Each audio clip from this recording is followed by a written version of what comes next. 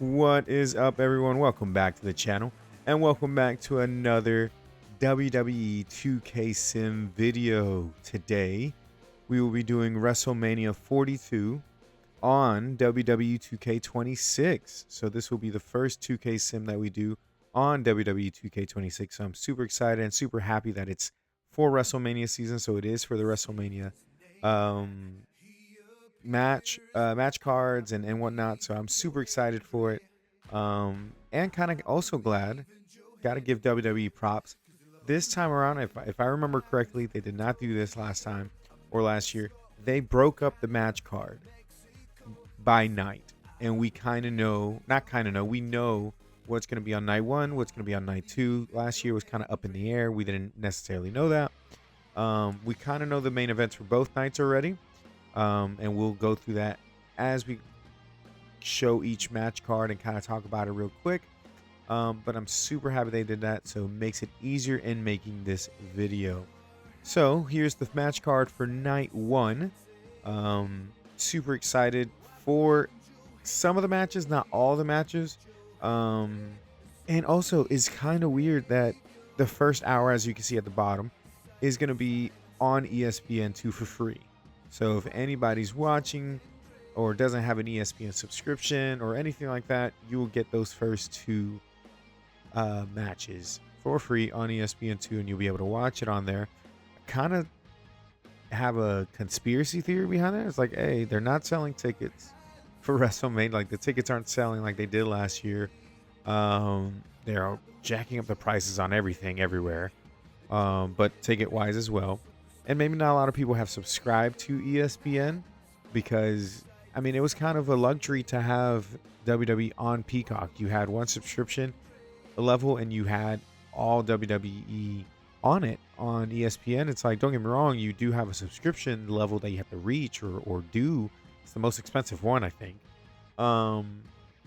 to watch WrestleMania and all these other WWE content on ESPN.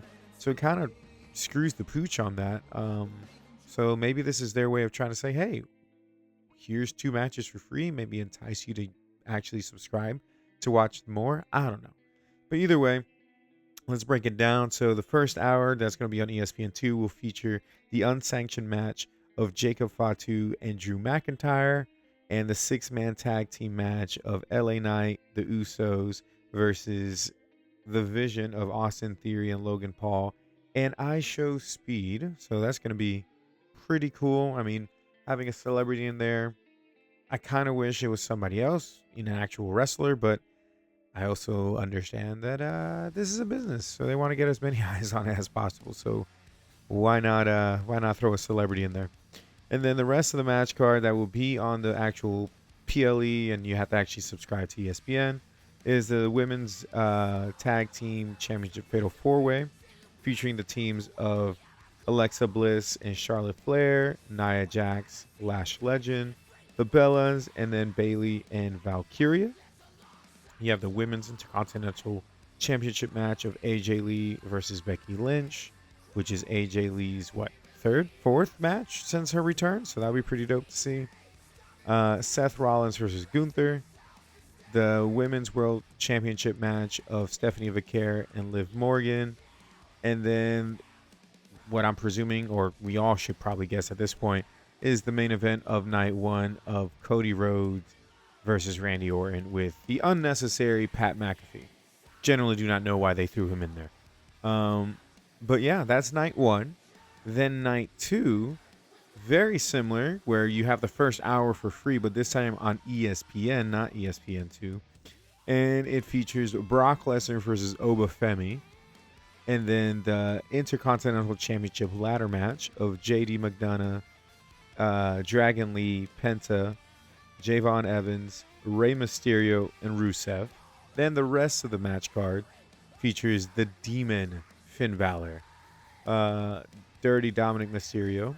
Then you have Jade, Cargill, Rhea Ripley for the WWE Women's Championship. Then you have Sami Zayn, Trick Williams for the United States Championship, and main event of night two of CM Punk versus Roman Reigns for the World Heavyweight Championship. I think night 2 looks a whole lot better than night 1 in my opinion. And now I also must say I am filming this the Monday before WrestleMania. So, and it's before Monday Night Raw, and it's before anything on NXT, it's before anything on Friday Night SmackDown. So this is like Monday morning that I'm filming this. Um, Even though this releases on Saturday morning. So I say that to preface everything by saying if there's anything added on Monday Night Raw or Friday Night SmackDown to the WWE WrestleMania 42 match cards, it will not feature on this video. So if there's any updates to it, if there's anything changed, wrestlers got hurt, they added a match, whatever, it will not feature in this video. It will just feature what's here on night 2 and what's here on night 1. So hopefully nothing else gets added. I mean, I don't know why ESPN and WWE would officially post these out there if they were adding more, but also, hey, maybe they need to up the ante and get more people watching. So they may add stuff in this final week before WrestleMania. But either way, let's go back to night 1 and kind of break down what I think is going to be the order. So if this is your first time on any 2K Sim video on the channel, usually this is the ground rules that I break down for everybody. Everybody should know this at this point. 1, I do not take action in any of the matches. I will not play as any of the wrestlers in the matches. I simply plug and play and let WWE 2K decide who it thinks will win. 2, there are no entrances. 1, just because of copyright issues, but 3, even though you hear music this time on WWE 2K26, I'm kind of trying it out. We're also just cutting the entrances because that just makes the video a whole lot longer. We're just here to see the results. Let's see what happens, you know. So no entrances. And then the third and final thing is, even though WWE did provide like the match cards for each night 1 and night 2, the only other added thing I do, other than putting in my 2 cents of who I think should win, is try to guess the match card order. Again, we kind of already know that the Cody Rhodes and Randy Orton is the main event, so that's kind of a given. But the rest of the match card, we don't know the order. We simply don't. So we'll see how this goes. We'll see if I'm correct. If you watch the video and then watch WrestleMania, come back to the video and see if I got it right. I kind of do that sometimes. I will admit, not all the time. But maybe for this big one where it's WrestleMania, I will probably comment down below like, hey, look, I got night 1 right. I got night 2 right. But a cool interactive thing right here. So with that being said, night 1 and the first hour on ESPN2, we kind of know those are the first 2 matches of the night. But what would be the order? Well, this one's tough. I think because if they've done it in the past, they kind of maybe want somebody to hype up the crowd to start off the night. So if you've seen any of the other 2K Sims, you're probably going to know what my guess is going to be. They're probably going to do the 6-man tag team match first.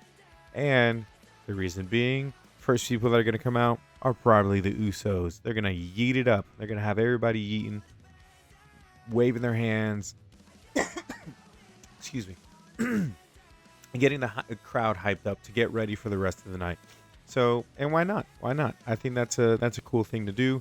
Cool thing to still have Jey Uso as part of the WWE like WrestleMania scene. Even though he's not main event anymore and they got him in the tag team division now. Either way, I think it's still pretty cool. So I do think that's going to be the first match of the night. With that being said, though, iShowSpeed is not in WWE 2K26. So what did I do? I replaced him with Carmelo Hayes. The reason being, I wish Carmelo Hayes was on the WrestleMania freaking match card. Again, if he gets added by the end of Friday Night SmackDown to the match that I think he should have been part of from the get-go, which is the United States Championship match, and it should have been a triple threat with him, Sami Zayn, and Trick Williams, then hey, by all means, I will be happy for him. I'll be ecstatic that he's a part of the match card. But because he's not, and we don't have iShowSpeed on this game, we needed to find some sort of replacement. So, Carmelo Hayes, you have been tagged in. Who do I think will win this match? I don't think they're going to have the heels win it. But also at the same time, that being said, the division has kind of lost its vision as of late. There is no Braun Breaker. There is no Bronson Reed. They're both hurt. They're both out. Who else can they really like rely on at this point other than Austin Theory and Logan Paul? And the added fact that you have iShowSpeed on the match card, a celebrity on the match card. Why not have him win? That being said, when they had Jelly Roll on the card, they didn't have him win, but that was, I think, because Jelly Roll didn't want to win. He didn't want to. He kind of pushed to lose on his first match out. So they might do the same thing here and be like, "Hey, iShowSpeed, you gotta earn your stripes around here." You never know. But also, it's the Usos. It's LA Knight. Why not give them a dub? Why not start off the night with a high, and having the baby faces win? So that is my prediction. My prediction is this is the first match of the night and that the Usos and LA Knight will win. But let's see who 2K26 says will be the winners.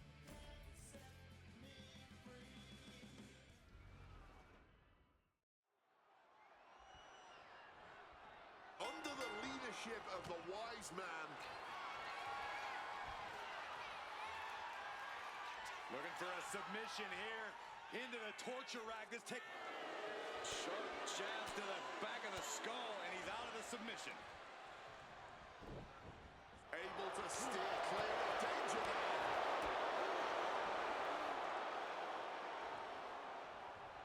That holds back Theory's attack.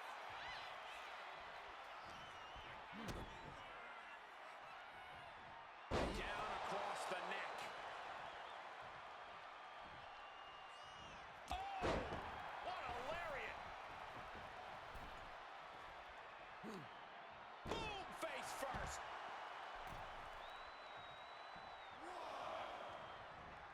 He's able to reverse it.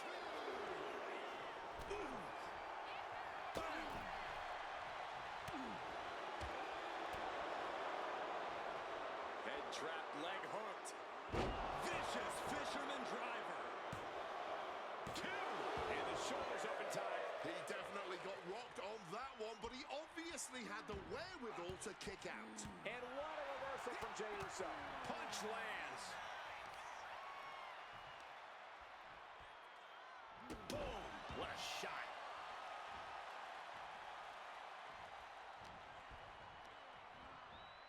Taking him to the corner now.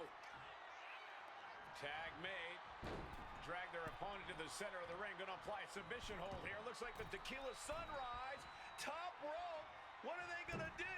Big splash across the exposed leg. Clearly had a strategy going on there with the attention on the leg. And retaliates with a counter.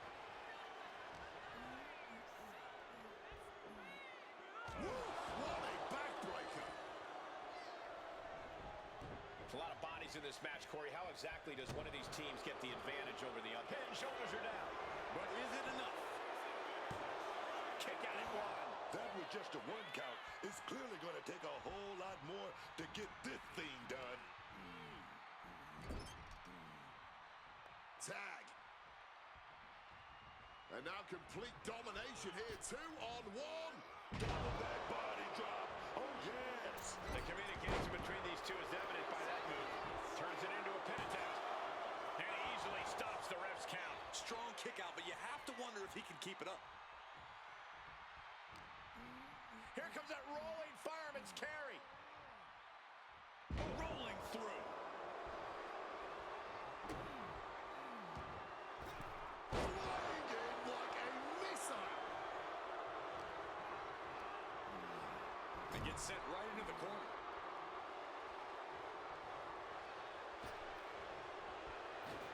Double shoulder. It's got to be demoralizing when you're the combatant on the wrong side of the double team. Maybe you want to rework the game plan about now.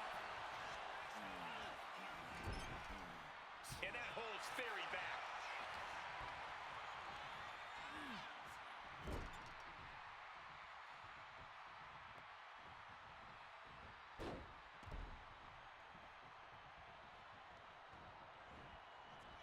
Samoan drop. Looks like he just got rocked there.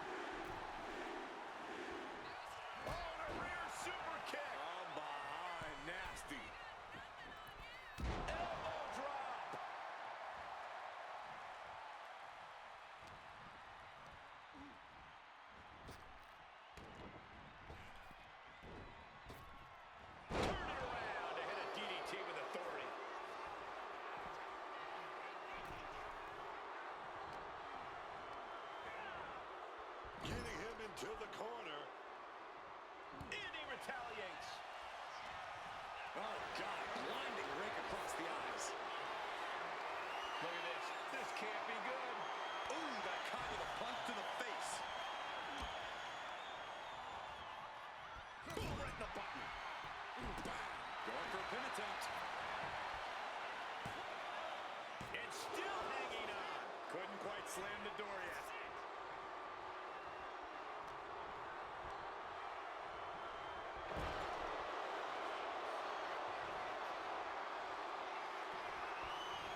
Crisscross action and bang! Rolling elbow finds the mark. And now Austin is thriving off the audience. Not sure if he should waste all his time hot-dogging around. Okay, he should really focus on the match now. We get the point. So precise with the super kick. And he got there. He made the tag. And A's turning it around.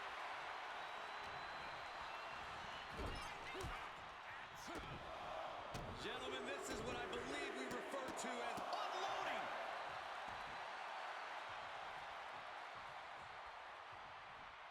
Oh, a knee. Lights out.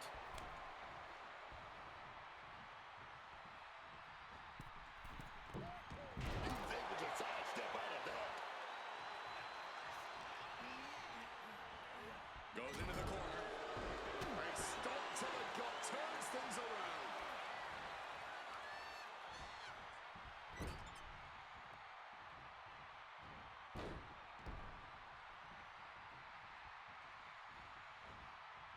Targeting the spinal column. Carmelo keeps him at bay.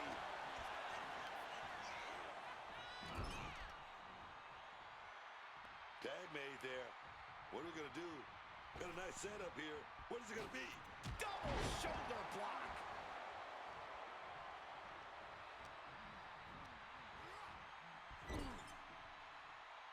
Tag made right there.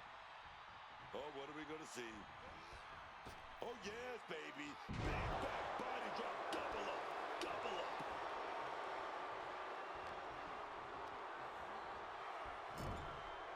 Oh, an overhand punch.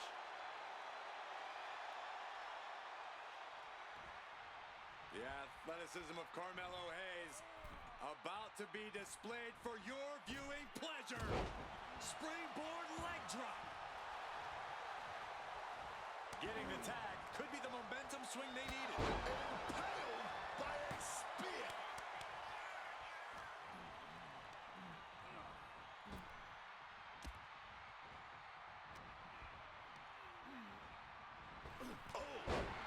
This could be the end for Hayes.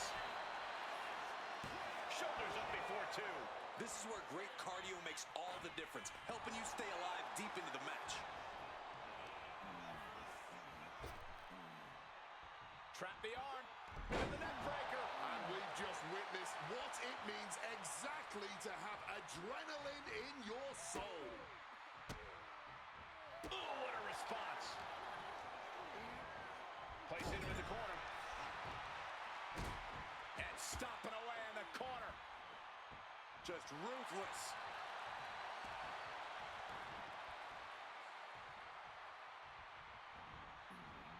Slips out of the way. Using every ounce of power behind that move. That attack certainly put Jimmy's toughness to the test. Yeah, as Hayes was giving him a bitter taste of his impressive offense. Sitting powerbomb. Jimmy Uso is being carefully measured now. And Carmelo gets... Giddy up. Super kick. Don't die. Oh, my God. Did Jimmy just go In the this? cover. Save made by the teammate. Not a moment too soon.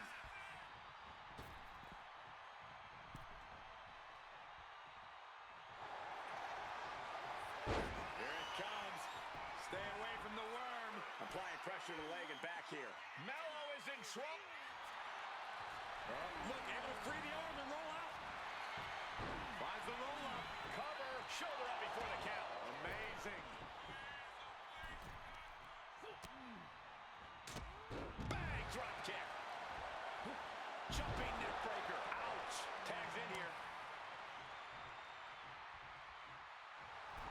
Strong display from main event Jey Uso, but he'll be hitting the showers if he shows off too long. Makes the pin. This might be it.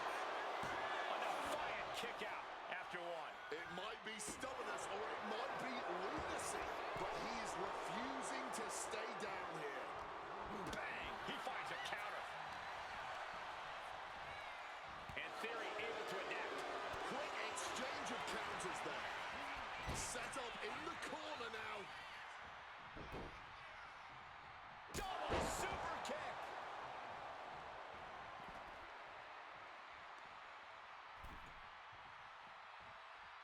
Ooh. He's climbing to the top. Up high. Whoa, look out. Fueled by emotion, doing whatever it takes to take out the competition. They are deep into this match, and you have to think that their stamina is running out. Yeah, at this point in the match, it starts to feel like you're fighting in mud. Spear! Jimmy Uso looking to put this away. Able to stop the count.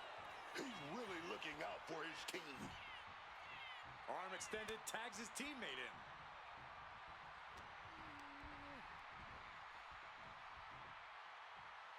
Up into the electric chair. Look at how they turn it into a German. That's incredible. Not looking good in this position. Nice scoop slam. Tag made. Clothesline. Wards that off. What a response. And following up with the pin. Logan Paul going up top. From the top rope. Blockbuster. Moonsault. Consecutive high-risk maneuvers, and the pace of this match has certainly picked up. Looking to finish it off. Oh, lands right on the knees. That can change everything. Clothesline. Off with their head.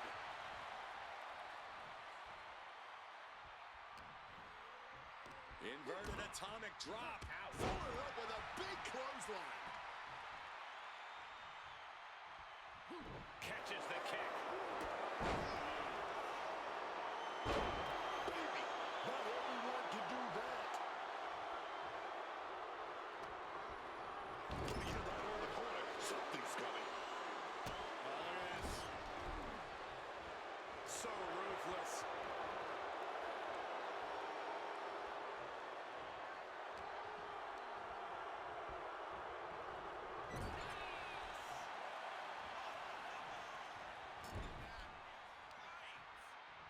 Uh-oh. Oh, shoulder first. I think the ring just shifted. And off the tag is Jimmy Uso. Clothesline. This is it. He could put him away right here. Still only got one. The adrenaline is pumping. And when it's pumping, man, you do whatever you must to kick out of bins like that.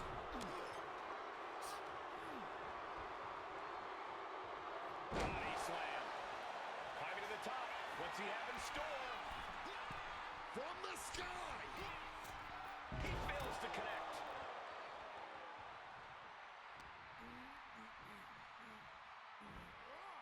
And here we go. Logan Paul now hooks his man up, delivers a vertical suplex, spins the hips. Paul's going to deliver another suplex here. Is he going to go for a third? And he does. Logan Paul with 3 amigos. Logan getting excited. What's he gonna do? Snapmare.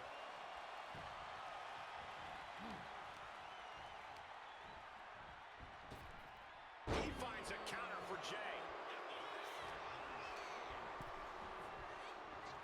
Super kick. I'm stunned. This crowd is stunned, and yet... Could be nap time. Just look at the strain on his... Nails his opponent to break up the submission. This match continues. What an interception. Dragon screw, dragon screw. Oh, yes.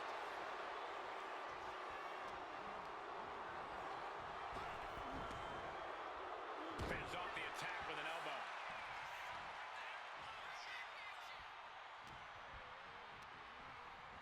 Setting them up in the corner. Oh, clothesline. He's able to counter that.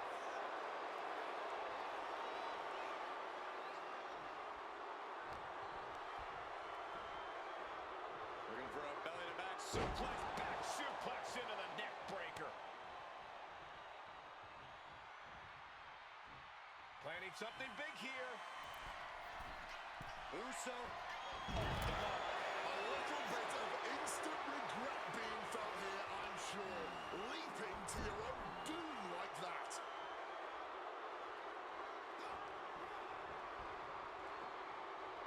Scooped up for a slam. There's not a single person. Logan Paul. Smash. Becky finish Jimmy off. Into the pin, this could be it. He tags out here. Now stalking. He has an opening.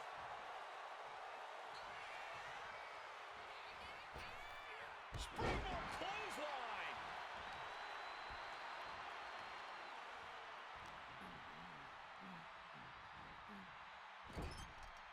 Jimmy saw it coming.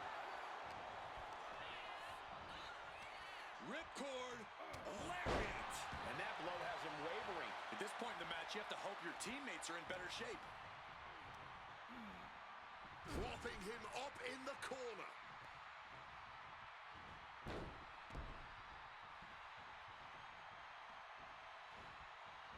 Crashing down with a Samoan drop. Ooh.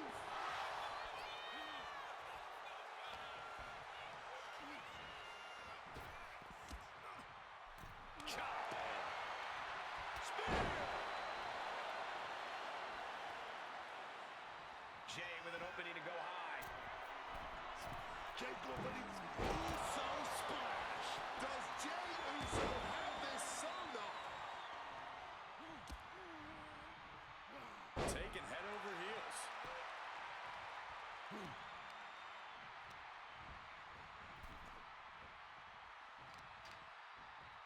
Some serious damage to the arm being inflicted here. Uso with the punch. Yeet. And a big right. And connects with the kick. An impressive sequence from Jay. Hayes is in peril here.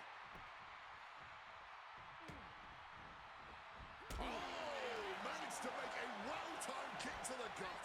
Forcefully sent into the corner of the ring. Punch straight to the face, stays off the attack. Look like we're going to go for that powerbomb. But shots to the head quickly put a stop to that.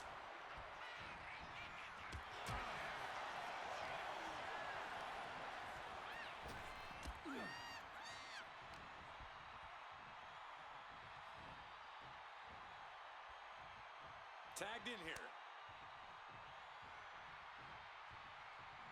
Stops that offense from connecting.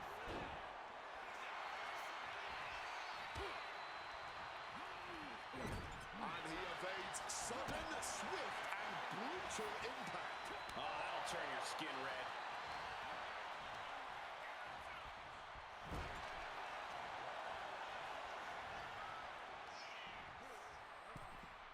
Uniquely positioning their opponent on the middle rope. Springboard into a leg drop. Cover on Knight. But can he kick out? And he only stays down for a 1 count. Oh, he's really giving everything he has in this match, and he's still got more. Shoving him into the corner now. Rising to his feet, but he's still looking glassy-eyed. Around we go with a tilt-a-whirl face buster by Hayes.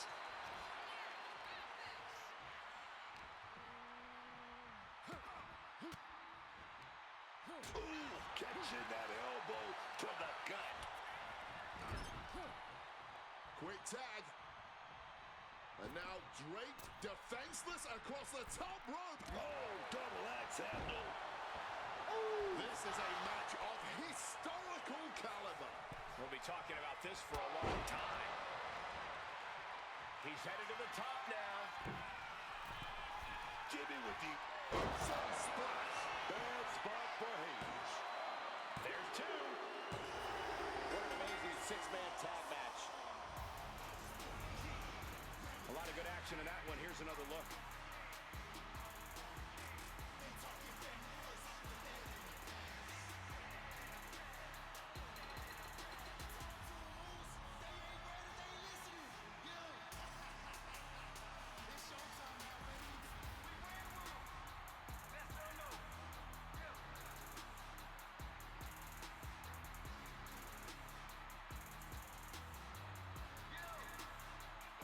Here are your winners.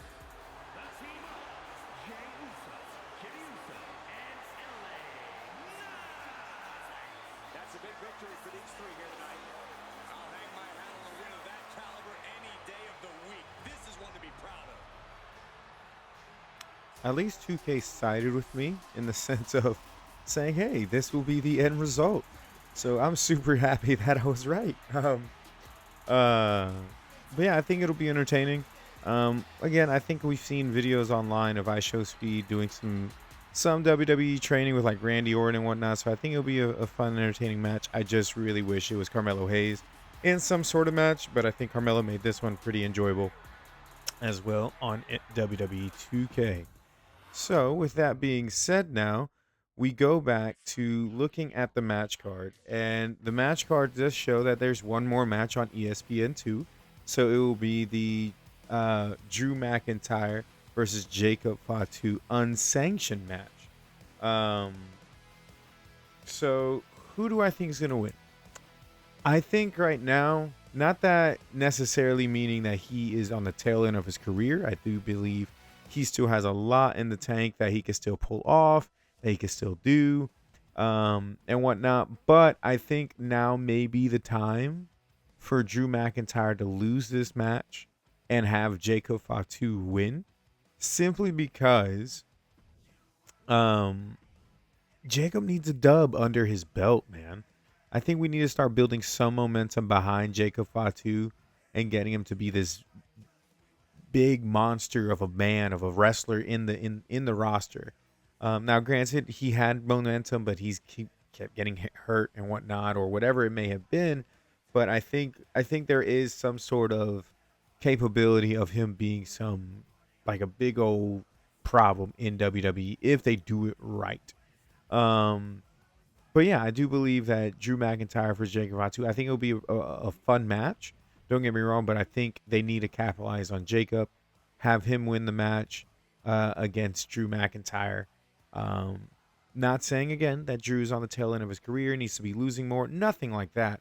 It's just like, hey, take the opportunity to highlight Jacob Fatu. Now, Drew McIntyre in the past has won and lost several WrestleMania matches. Last year, I believe. It wasn't last year. It was 2 years ago where, CM Punk kind of cashed in on him, kind of made him lose. I don't even remember what Drew McIntyre was doing last year, honestly, for WrestleMania. That's crazy.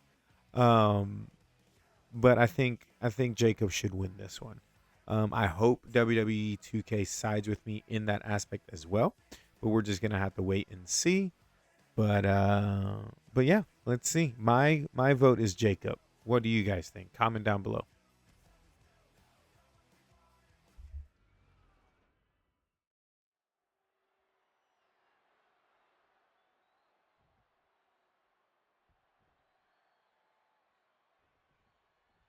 There's been some discussion about what exactly a no-holds-barred match means. Corey, what's your take on it?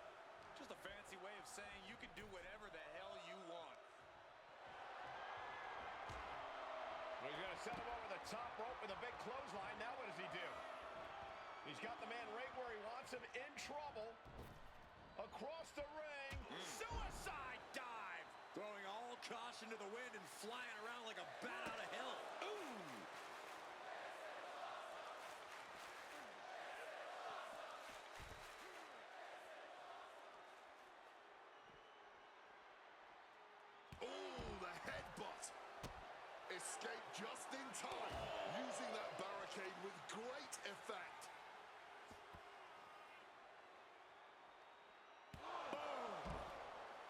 action back into the ring.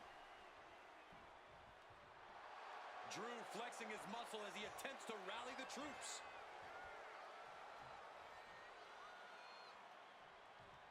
I don't know what they're looking for here.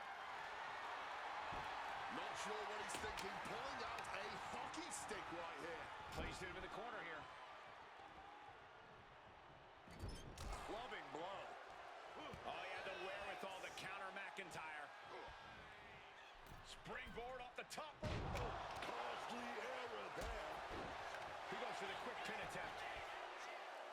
A kick out after one. Too soon.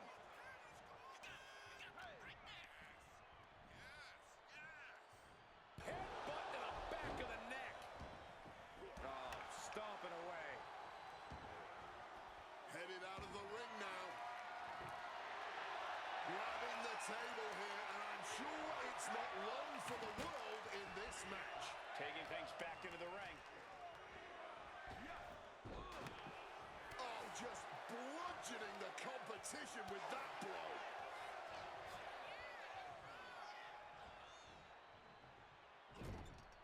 Shoulder right to the midsection. Running knee. Can he do it here? No, a kick out from Drew McIntyre. Oh, this could be it. This could be that pivotal tipping point in this match. Oh, devastating boot. And Jacob Fatu is having the fight brought right to him there. That split him open, and he's becoming a crimson mess now. Both arms captured, and vitriolic stomps. One more for good measure. You can feel the resentment building with each stomp there. Taking the shoulder to them hard there. Hockey stick connects. Oh, man. A consistent attack being mounted on Jacob Fatu. Drew exhibiting all his power and force. Oh, what a clubbing blow. Oh, what a club. Here it comes. DDT. Did Jacob Fatu get enough of it? I'm looking for the pin here. Oh, and he just kicked out. Absolute defiance from the Highlander. McIntyre finding a way out of the pinfall. It must be demoralizing knowing you've unleashed your best shot on your opponent to no avail. What a display of strength here.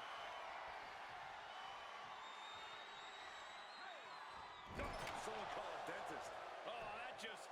Looks like it busted him open. Setting up the table. Hopefully he's thought this through. Kick to the gut. Opponent tied up. Major shock. Going right into the pin attempt. Two. Barely kicks out. He may not have too much left, but at least he had enough to kick out there. Samoan drop.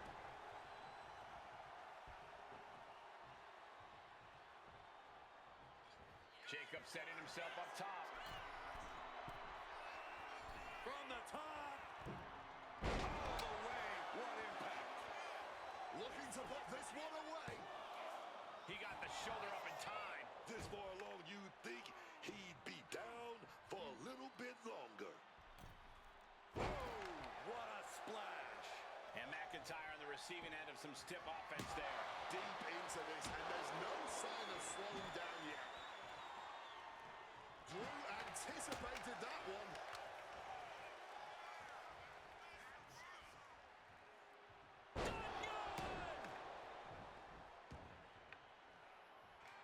Jeez, this is turning into a real Donnybrook. Ooh!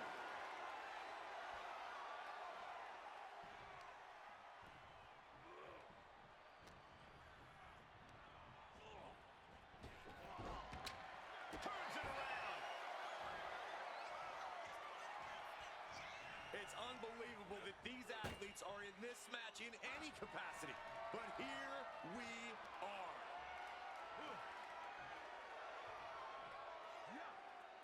So much disdain swinging a table like that. Table's broken in half. Don't worry, though. There might still be more around here somewhere. Turns it around. Uh-oh.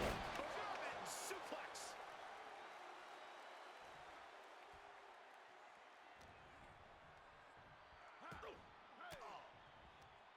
And Jacob with the... Here we go again. DDT plants them.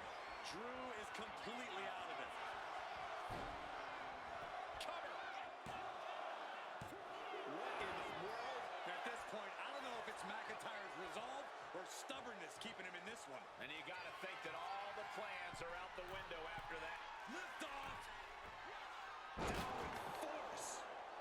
Jacob has got a target acquired. Measuring it up one more time. Connecting on the DDT. Once more with extra feeling. Here's the pin. Man, that was such a long and hard-fought match. He earned that victory. The blows were flying in that street fight. We expected nothing less. Take another look.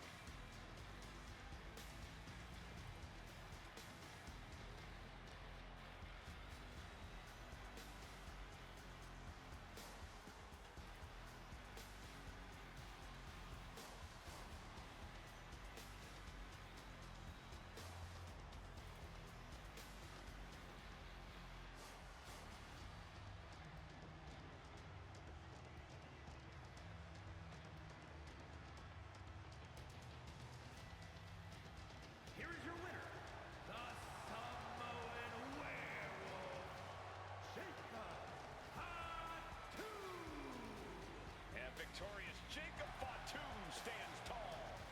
You simply cannot bet against the Samoan werewolf Jacob Fatu, once again proving he really is all gas, absolutely no brakes.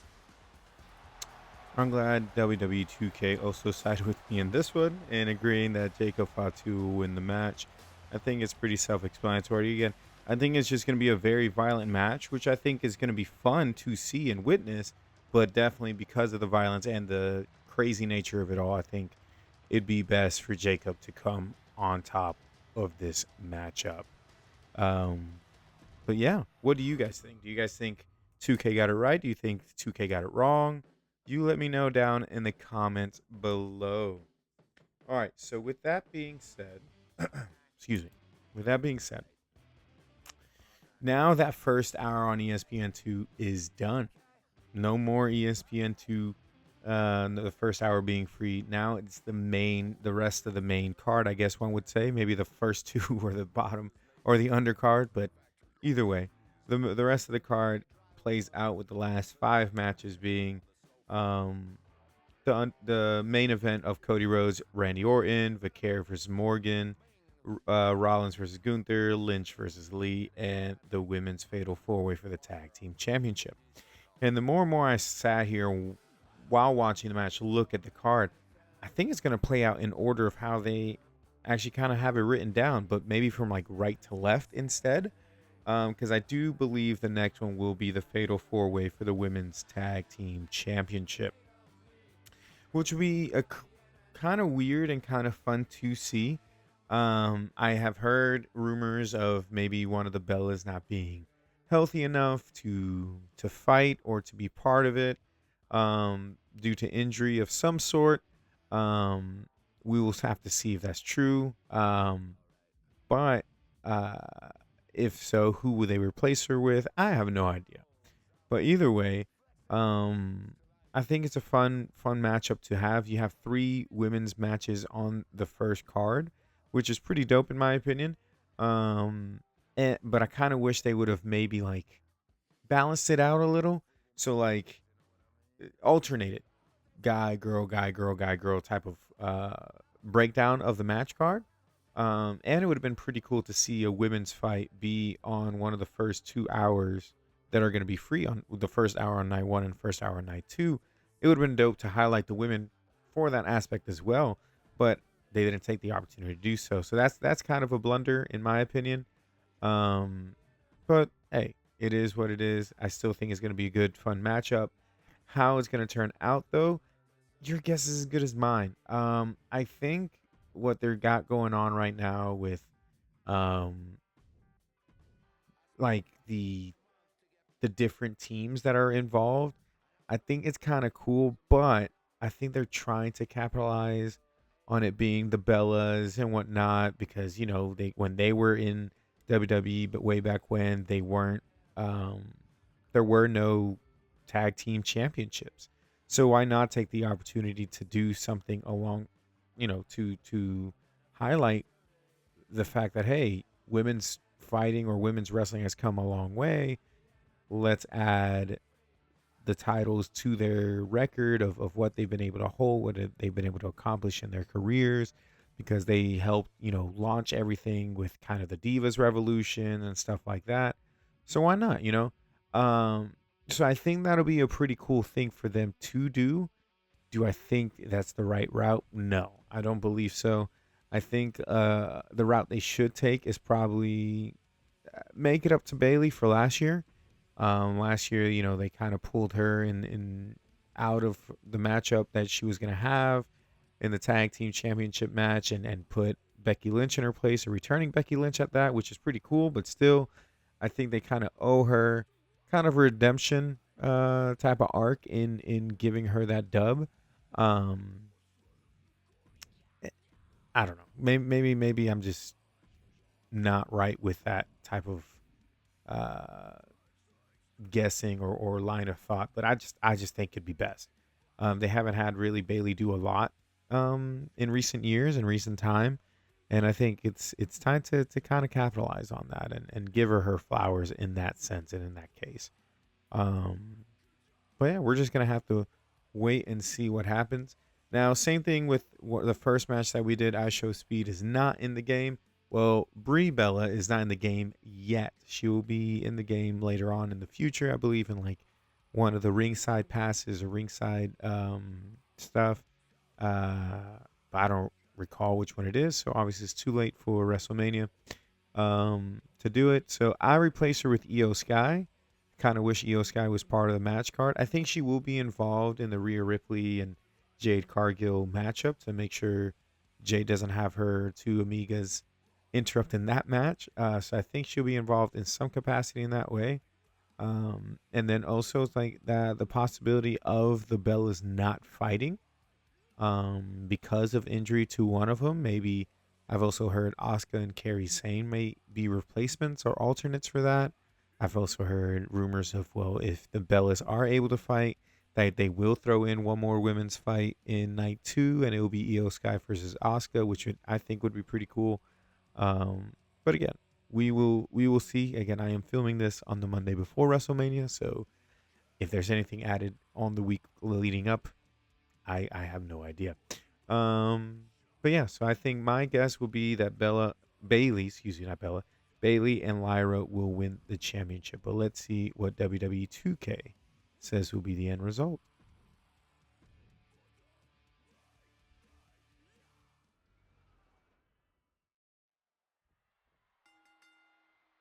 And as we get started, the WWE Women's Tag Team titles are hanging in the balance. A lot of good work has occurred to reach this moment. These ladies have tried every one for the pin. And she kicks out. Early one count, just to wear her down a bit.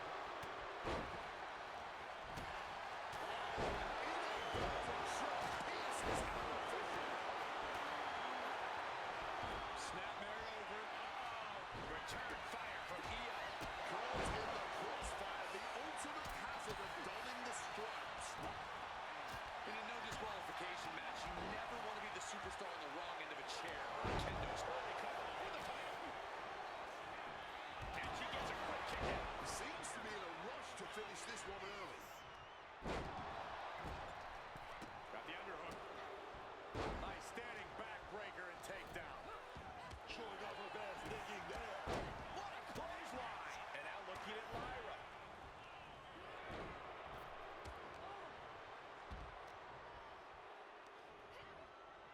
Slam down hard. Big clothesline. We're going to shut this down. And broken up. She saw to that.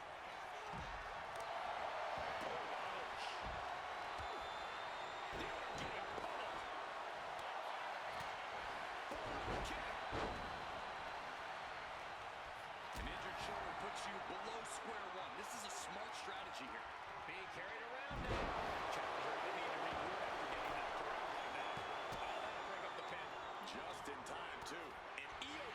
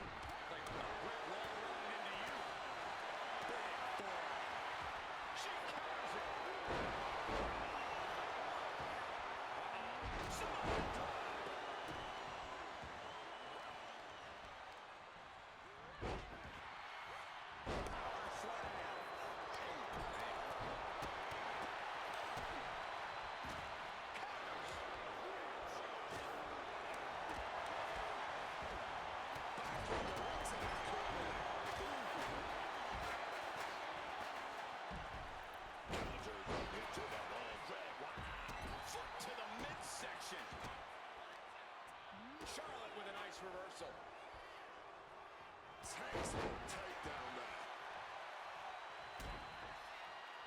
Uh-oh.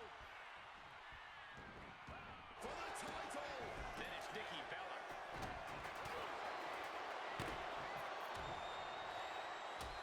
Nothing fancy here, just raw power.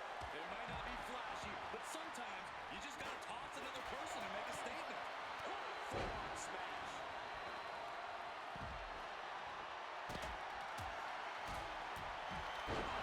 And any one of those shots. Options running low for Io here.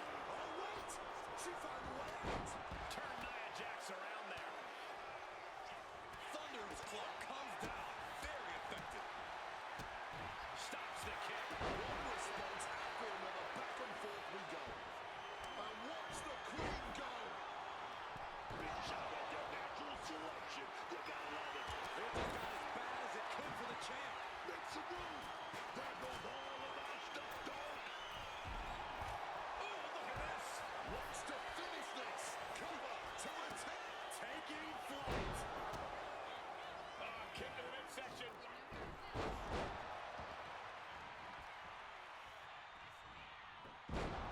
This is what we mean when we talk about fighting spirit. Things are about to hit another gear here. She had that scouted. I have to ask. Valkyria here looking to go big. Put into the covers. Copy it. The challenger is getting torn into. Getting clobbered there, dog. Totally helpless at the moment. Face first impact. And saw what was coming there.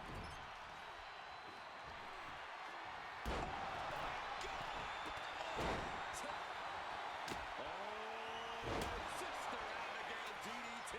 Championship on the line. This could be it.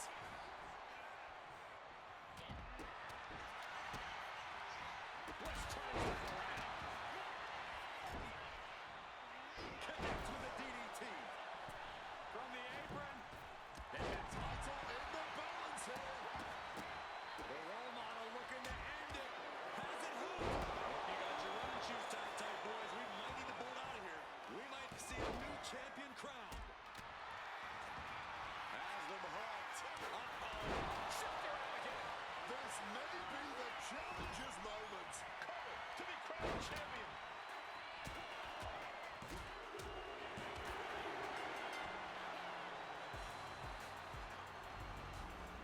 Well, this is one matchup that lived up to its billing and then some.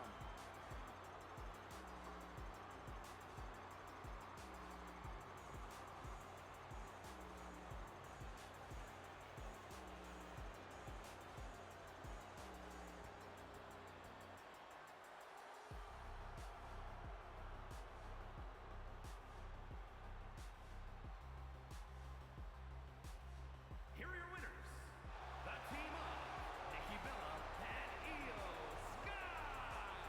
And these two really do make the perfect pair. This win tonight may have been a career-defining moment. They're definitely celebrating like it was. And again, Io Sky is only replacing Brie Bella in this matchup just because Brie Bella is not in the game yet, as of the making of this video. Which was funny to see that Alexa Bliss hit Sister Abigail and then Io Sky went in for the dub. That was kind of crazy. But regardless, that WWE 2K says or seems to think that the Bellas will win the titles, and not agree with me when it should be Belly and Lyra. So we will see who is right, or maybe we're both wrong. Maybe 2K's wrong and I'm wrong, and they decide to give it to somebody else at WrestleMania Vegas. But yeah, so with that, we will continue on in the match card. We still have 4 more matches for night 1. The next one, again, I think after reviewing the match card, I think it's going to go in order from right to left. And I do believe the next one will be AJ Lee versus Becky Lynch for the Women's Intercontinental Championship. I think this is going to be a fun one. I think they've been, fighting for a while. The tension between both Both women has been pretty, not off the chain, maybe just the right amount. Let's put it that way. The right amount of violence and ferocity behind it all.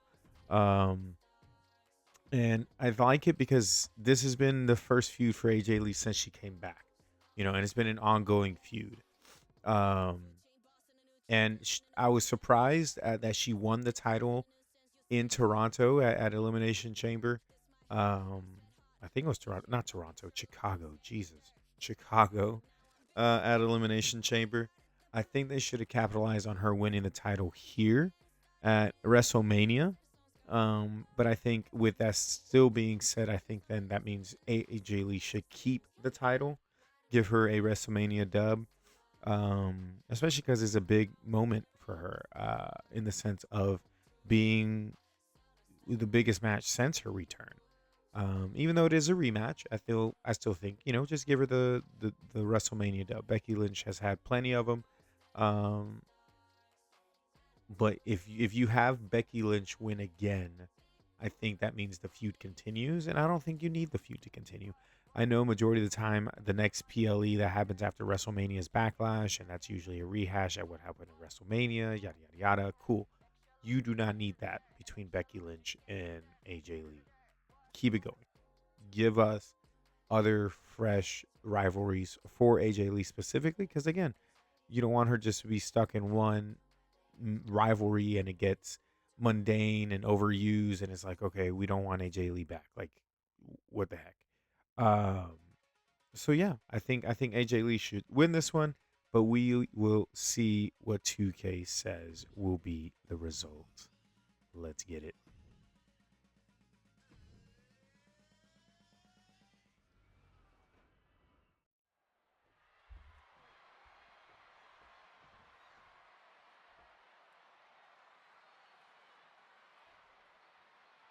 The ref signaling the start of this championship contest here, Ty. There's always a heightened level of competition when a title is on the line. I know these competitors are going to give it everything they have to work out with the goal. Goes for a headlock.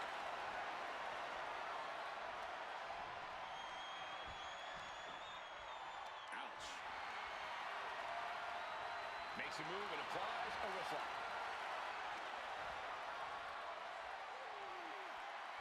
Crafty move reverses the balance of power.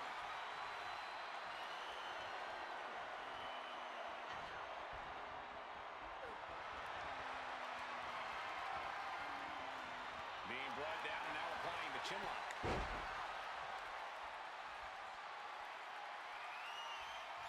Oh, that hurt knee to the spine. The champ being hammered away at. Yeah, Becky looked as locked in as ever there.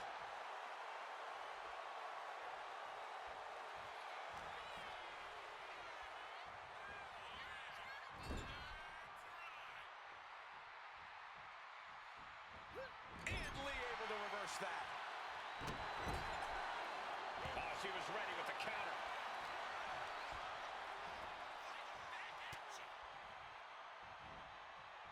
Delivers the suplex. The challenger is going for it. She kicks out at one. Not even a 2 count. She's still holding strong here. Ooh, Becky just aggressively going after that arm. Becky now with an from way up. Went for it all, but gets nothing. Oh, leg lariat.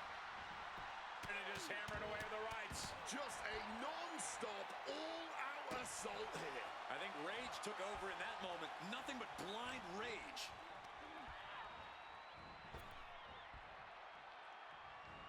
Satellite DDT. Taking a timeout, it seems. She may be looking to recuperate. Returning back to the ring. She's got nowhere to go. Oh, the DDT delivered. Becky timed that one. Kick lands. Good ducking and dodging there. Placed against the turnbuckles. Finds room for a back elbow. Ooh. Sharp chop. Neither superstar giving an inch here. Blow after blow test of endurance at this point. Neither competitor shows any signs of letting up or slowing down here.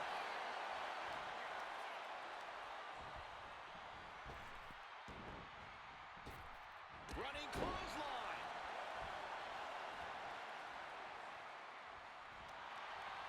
Oh, he scattered that one. Lynch looking to put this one to bed. What power with the manhandle slam. Could that be enough to gain the Makes the title? cover. And that's it. The champion is defeated. These women put on quite a show. Here's another look.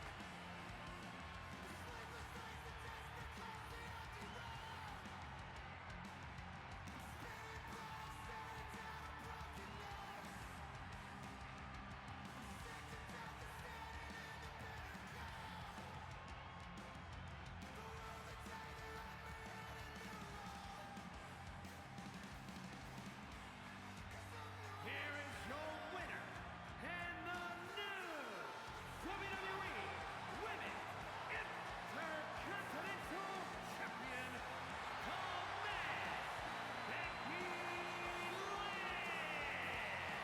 Our now former champion is stunned. Unfortunately for the now former champion, this is yet another reminder that anything can happen in WWE.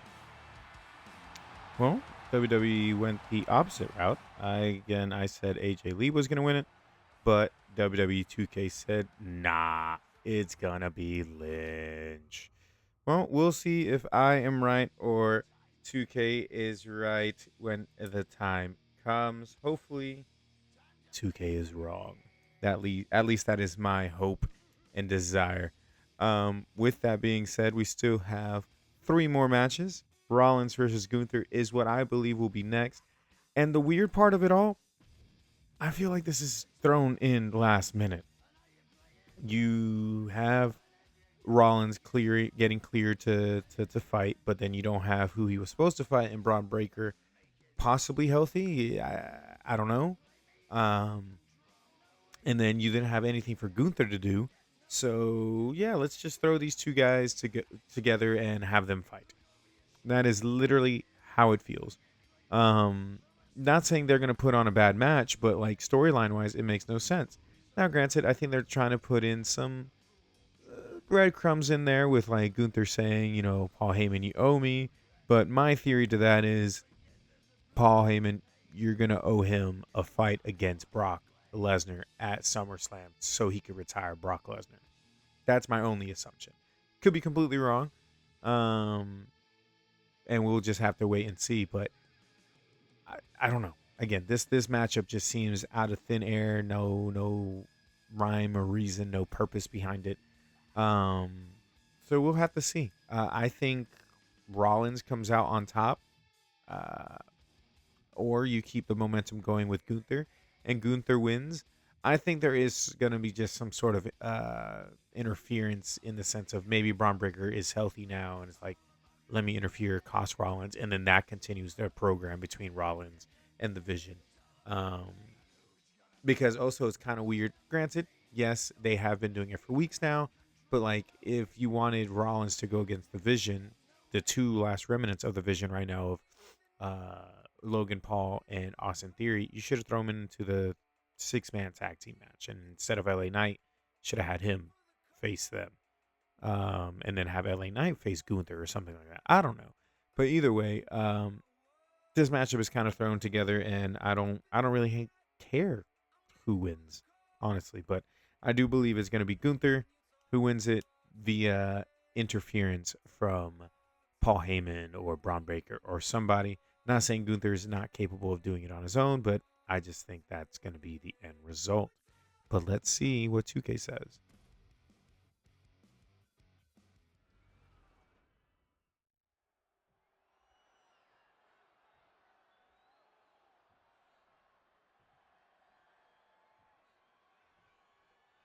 Here we go with Gunther in the ring and ready for action. You know this is going to be a hard-hitting match with Gunther in there. We talk about his size, we talk about his power. But what really makes Gunther special is his methodical approach, baby. Yeah, he has the patience to wear down opponents, the endurance to take matches to the deep end, the stamina to keep up with the opponent's half his size, and the ring positioning to make it all come together. And then we've got the visionary Seth Rollins, a man who has everything already planned, everything already laid out to ensure that his vision becomes a reality tonight. I'm sure there's some backup lying in wait as well in case things deviate from his vision. Uh-oh, looking to apply pressure on Gunther here. This might just, and he very quickly counters. Great in-ring IQ on display there. In the corner, has to find a way out of there. Across the top rope. That showed a complete lack of respect for your competition and Going for the cover here. no, he pops the shoulder before three. He's able to fight off the pin attempts, but it's clearly getting more difficult to do so. Incoming! Oh, he misses the mark. Knife edge chop. Turns that in his favor.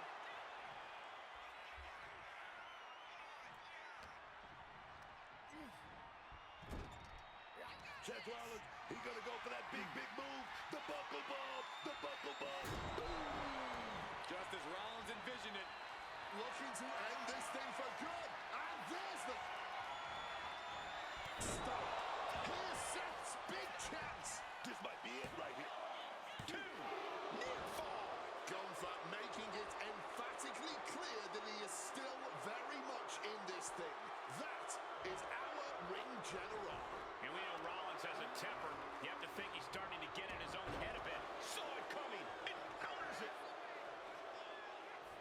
What a counter by Rollins. Uh-oh. Has to find a way out of this. Oh, that will break your face. And now he's headed out of the ring. Ripcord applied. Into a big right. Just targeting the leg, testing the limits. And Gunther's starting to really feel the wear and tear on this battle. Typical crafty offense from Rollins as this match goes on. Rollins now perhaps going for that neck breaker. No! Big form to the neck. Wow. The Kingslayer is dominating. Oh, yes. Seth is carefully calculating every movement, man. So much torque on the knee and ankle. Boom! We can see a count out here. He gets back into the ring. And a menacing look from Gunther. Serves him right for running his mouth. Punch right to the face. Another unprotected shot straight to his head. Just a violent suplex. Gunther seems unable to turn the momentum here. Yeah, somehow Gunther has to turn the tide. Oh, towering back body drop.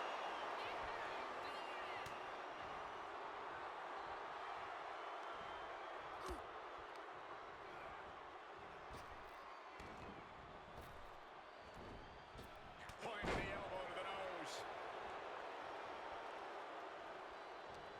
Gunther gets stymied.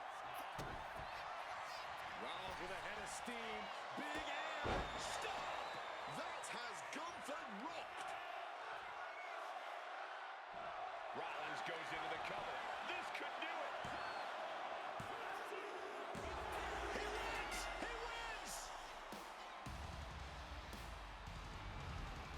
How about another look at some of the highlights?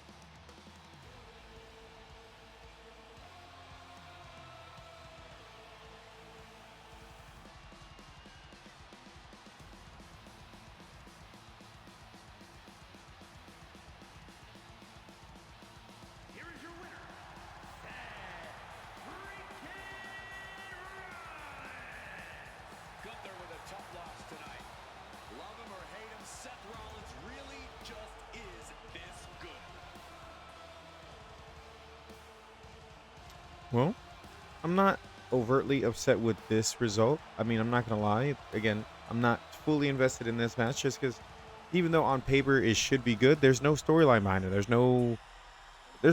There's nothing behind it. And because of that, I'm not invested in it. So it is what it is with this match. It is what it is with this match. I'm not going to care for it. I don't think it's this big thing that we should be like all up in arms for. I don't think it's gonna be big. I don't think it's gonna result in anything major happening. So it'll be fine at the end of the day. But the next matchup that we'll have will be the women's. Is it the women's world? I always get confused with how they write it. Yeah, well, it's. I mean, it says it right there. Women's World Championship. I was not looking at the screen when reading it. I am so sorry. But the Women's World Championship with Stephanie Vaquer and Liv Morgan going 1-on-1 for it. Do I think there's going to be some sort of interference? For sure.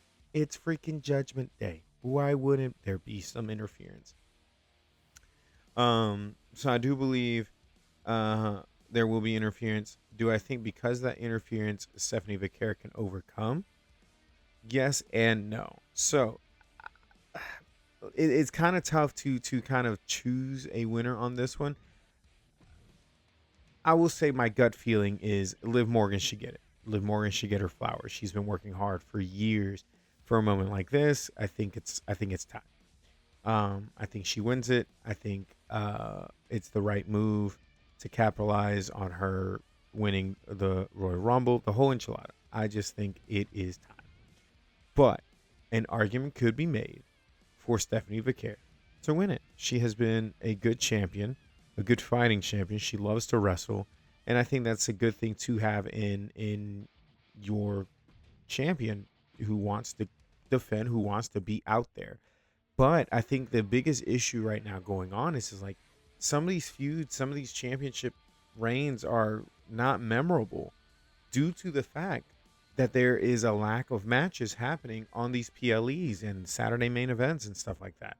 When you constantly have these pay-per-views or PLEs having only 4 or 5 matches and it's the same championships over and over again, and it's like, okay, well, what about the rest of them?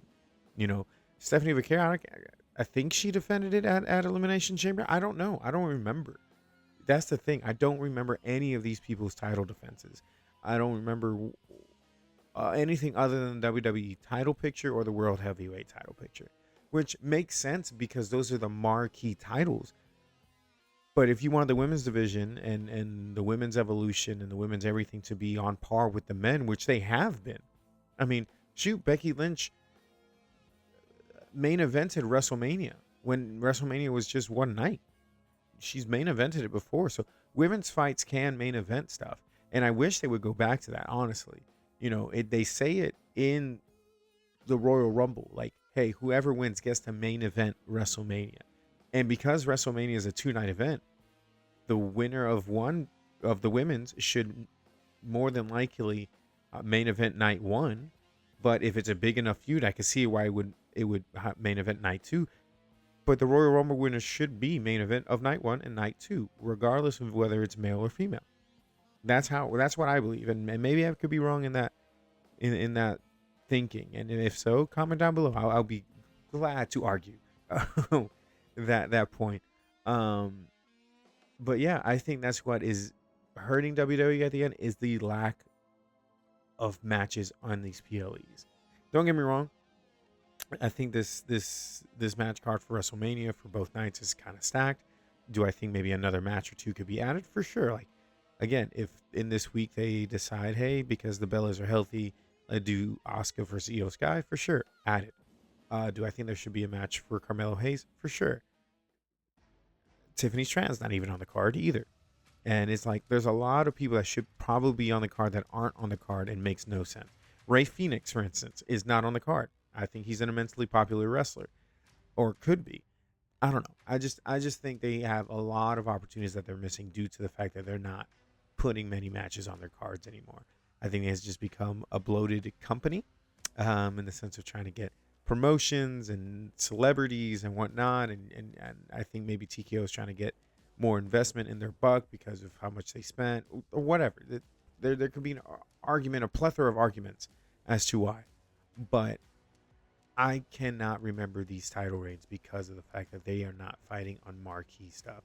And again, I'm the type of guy who's not watching WWE on a weekly basis religiously. I'm not going to lie. I probably keep up with WWE stuff mostly on the socials, TikTok, Instagram, any reels that are posted, YouTube shorts, whatever. That is how I'm keeping up to date on it, just because there's so much, not wrestling, but like wasted time in these shows. Raw, SmackDown. I don't really watch NXT, never really have watched NXT for a hot minute. But Raw and SmackDown is just commercial after commercial, promo after promo, and not a lot of wrestling going on. So I think that's what's kind of shooting WWE in the foot. So that's why, like, again, I can see why Stephanie can stay as champion. I've heard that she's a good wrestler, seen that she's a good wrestler, heard that she wants to continue wrestling and be a fighting champion. That's cool. And she's been kind of hurt, I believe, with an ankle injury, which it could have been just, storyline wise, but I think it was kind of serious. But in that same vein, I think it's time to just give it a live. Give it to live. But yeah, what do you guys think? What do you guys think should be the end result? And what do you think with anything that I've said? Do you think WWE should put more matches in their PLEs? Comment down below. But let's go ahead and see what WWE 2K26 says will be the end result of this championship bout.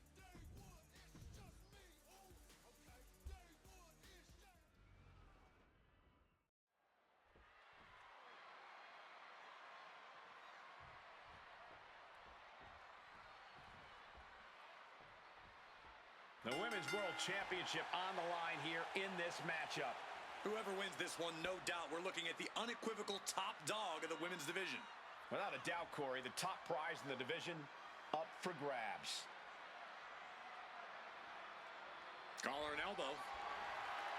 Getting out and now locking in the side headlock.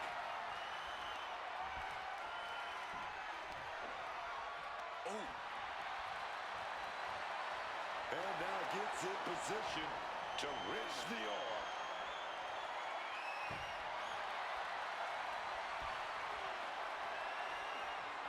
Moves into a hammerlock to maintain control. Able to make a move.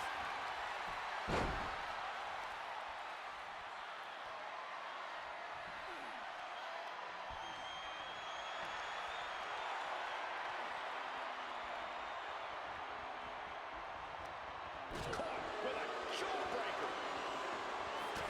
Step up enziguri. She's in her grasp. Go for the suplex. Oh, got him up first time. Oh, wait a minute. Drop behind. Into a top lock.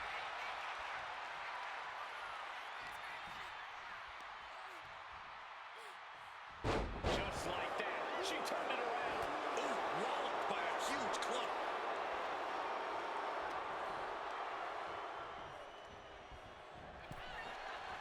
Ooh. Oh. Well scouted by Liv Morgan. Heading back into the ring now. Big lockup. So much force there. And into a collar and elbow. And look at this, able to get wrist lock control.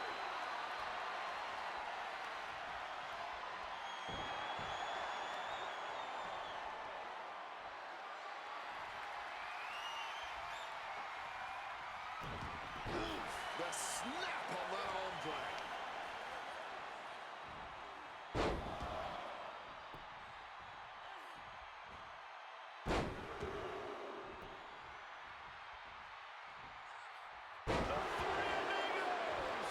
Series of suplexes shifting all the momentum in their favor here. Okay, now she's rubbing salt in the wound.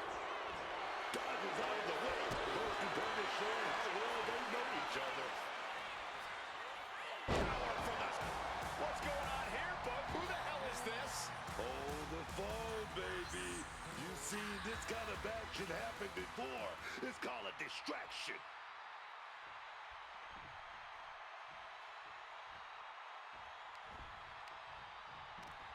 Stephanie not ready for getting muscled up for a vertical suplex. Oh, nimbly landing behind and Escapes and a chop block takes him down. Eats a punch to the face. Jumping complete shot. pivotal moment. We could have a new Oh, the champ is not going down easy. No way, man. And Liv Morgan truly thought she'd finished it. She can't let this get to her, though. She has to keep going. Sharp elbow to the gut turns that one around. Ooh, right to the midsection. And she thwarts the pin attempt and one. I don't know how, but it looked like she still got a whole lot left in the tank. What a kick out.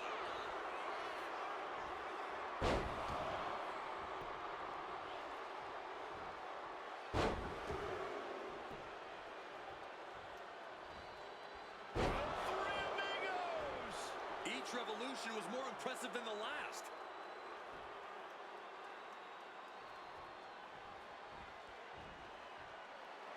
Liv trying to rally the WWE Universe behind her. Oh, right into a counter. Gets driven into the corner. Being placed onto the top rope. Oh, Liv got caught with a reversal.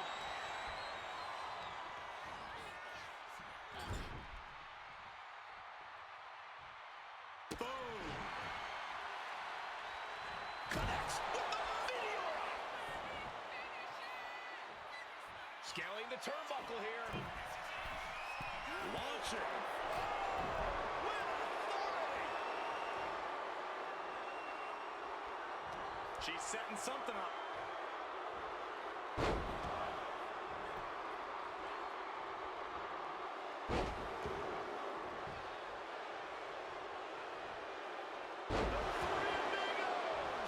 That was one of the few moves that's as strenuous on. There's the pin for the championship. Kicking out in time. She's got serious grit. How did she manage to break that pin? Running clothesline. Boom. The champ struggling to stay on the defensive there. This is where you really find out what someone's made of. Treating their opponent like a heavy bag right now. Legs caught. And here we go. Single leg crab. And now latching on. Oh, pressure's on. Gotta get out quick. Oh, what a great counter. Textbook O'Connor roll. O'Connor roll. Oh, got the shoulder up. I can't believe this match is going to continue. Everyone thought that was the end. My goodness.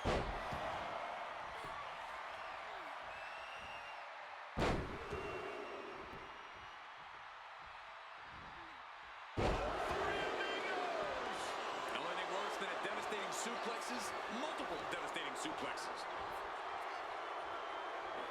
Both knees into the face. Morgan using every ounce of grit she has to execute that move.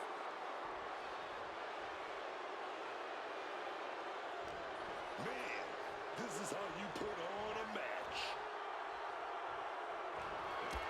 Liv Morgan with oblivion. Are we going to see it? Are we going to see a new champion tonight? There it is. The champ has fallen. These ladies put on quite a show. Here's another gander.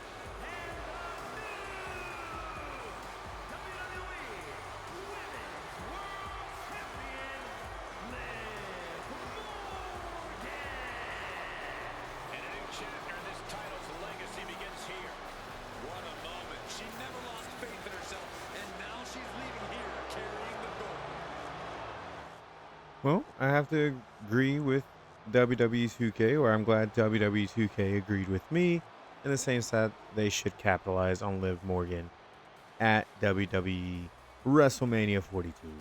I think it's the best move. I think it's the best move possible for them to do right now. I think Liv is that popular of a superstar that you can just go ahead and put the title on her. I think she's had multiple title reigns before, but I think like a WrestleMania moment like this, I think would be very, very cool to have for her. Um, but yeah, but yeah. So last but not least is the main event of night one, and it being Cody Rhodes versus Randy Orton. Um, man, what to say about this matchup? I think one horrible decision in involving Pat McAfee. I don't think this match needed it. I don't think it makes sense. I just don't. Yeah, it makes absolutely no sense to me. Um, I think you should have just kept it as Randy Orton versus Cody Rhodes. No involvement from Pat McAfee. The story's written right there. You know, Cody used to be part of Legacy, which was staple that a stable, not staple, stable that Randy Orton was, in charge of, and Cody Rhodes learned a lot from Randy Orton in his time, his first time here in WWE. So it's like, why are we wasting our time and introducing Pat McAfee into something that has just a lot of history behind it? You have a lot of those scenes or moments throughout Cody's time here and being champion where you could see Randy Orton looking at the championship. So everything was written already. Like, you didn't need a third party to be involved at all. If you were going to have a third party involved, and maybe this is biased, but at the end of the day, I think he needs to make up for a lot of shit. The third party that could have been involved was The Rock. The Rock was supposed to be heavily involved in John Cena's retirement. I believe was maybe what was the case with The Rock and Travis Scott, the whole enchilada. The Rock has said they have unfinished business, him and Cody. I think that should have been done. If that was going to be the third party that was going to be involved, it should have been The Rock. But that's not the route they went. They went the route with Pat McAfee. I don't see any benefit from it. I just don't. Now, the Pat McAfee thing aside, I think it's Randy's time to get his flowers. He's nearing the end of his career. We don't know how many more years he's got. I think this is the 21st WrestleMania he's going to be wrestling at. So he's spent half of his career at half of the WrestleManias ever. So it's like, yeah, capitalize on Randy Orton. Give him his flowers. I think Cody's better at chasing for the championship than it is being a champion, but I also see that, hey, Cody's like the new John Cena, the new guy that you want posters of, the new babyface to capitalize on. So I see that as well, but I think it's time to just give Randy his flowers and let him win the 15th. I think it will be his 15th title, or have his 15th title reign. But yeah, let's see what WWE 2K says will be the end result of night one's main event.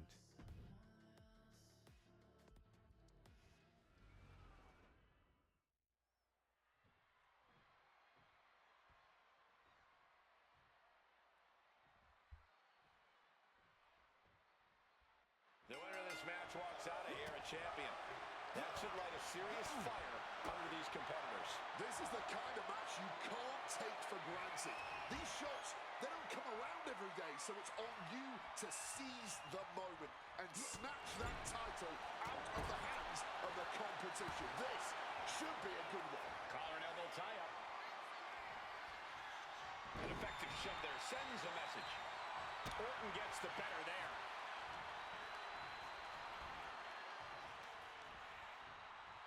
Boom! What an uppercut. You can tell he's struggling to gather his bearings.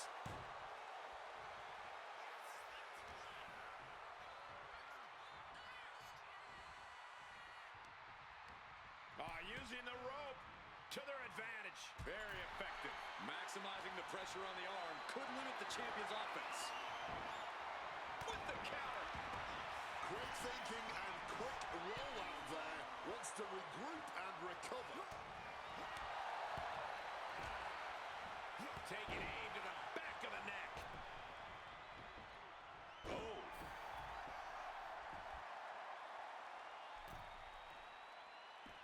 Heading out, but needs to be aware of the referee's count. The champ has absorbed some damage. Yeah, Orton looked so crisp there.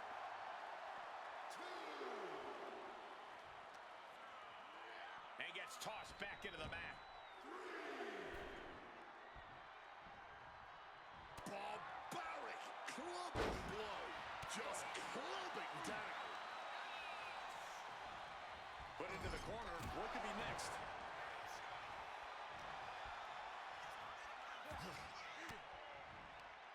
Ooh, and he manages to reverse. Russian leg sweep. Shoulders down, pinning predicament. Clearly going to take a lot more to keep this superstar down for the count. Literally. Torturous focus on the leg in the corner. A classic strategy for a reason. Cutting down the champion right from the very base. Now that is a winning mentality. Counters the Viper's attack.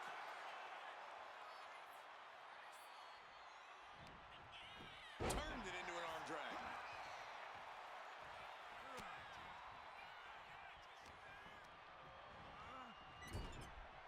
Reversed into a kick straight into the face. In the belly. The champ is in agony here. Yeah, the longer this fight goes on, the more Orton's not going to make it easy on him.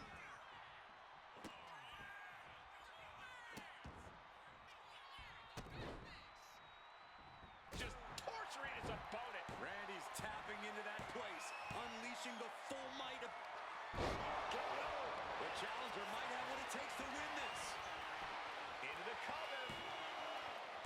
Oh, the champ avoids a 3 count. And this is what it means to be a champion. Any other mere mortal, that would have been the end of the line. Orton is going to have to keep his composure moving forward.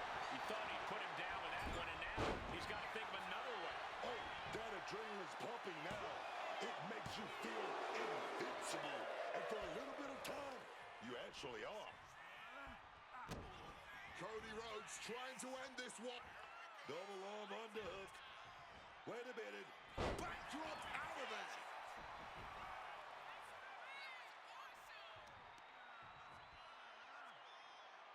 Rearranging the face with a stomp. Intense look in the eyes as he calculates his next strike.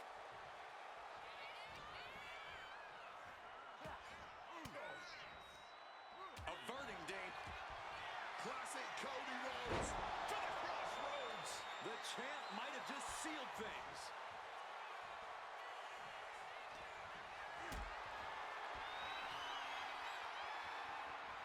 Carrying the opposition. What's the thought here?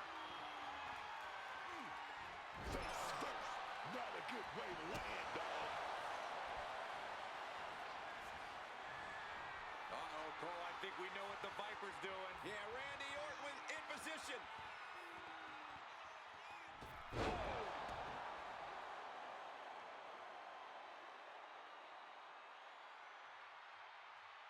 Cody's looking sluggish.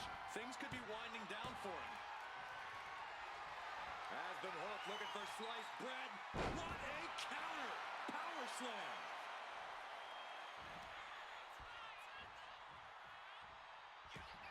Cody Rhodes, he set it up. Looking to put his opponent on Dream Street. Crossroads. 2 count. Retains the title. Now's a good time to look at some of the highlights from that last matchup.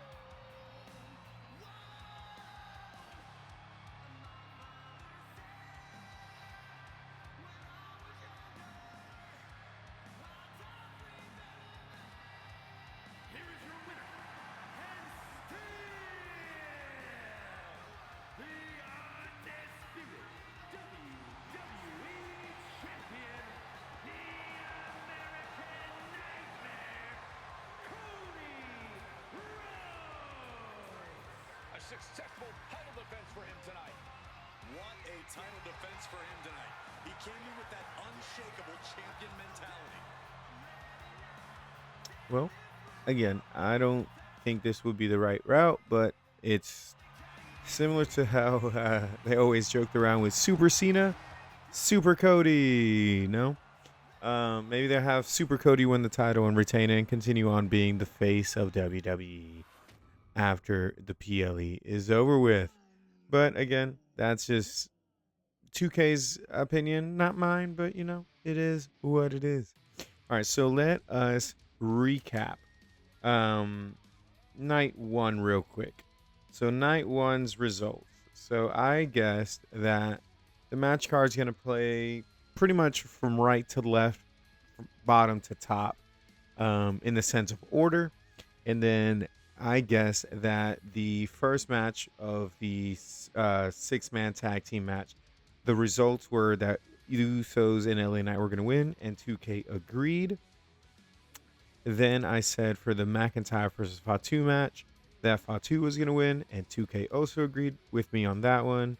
Then it was supposed to be the women's tag team championship fatal 4-way, and in that one I guessed that it was going to be Lyra and Bailey that were going to win that fight, but they had the Bellas winning that one. But again, remember in the fight that we had Io Sky replace Brie because Brie's not in the game.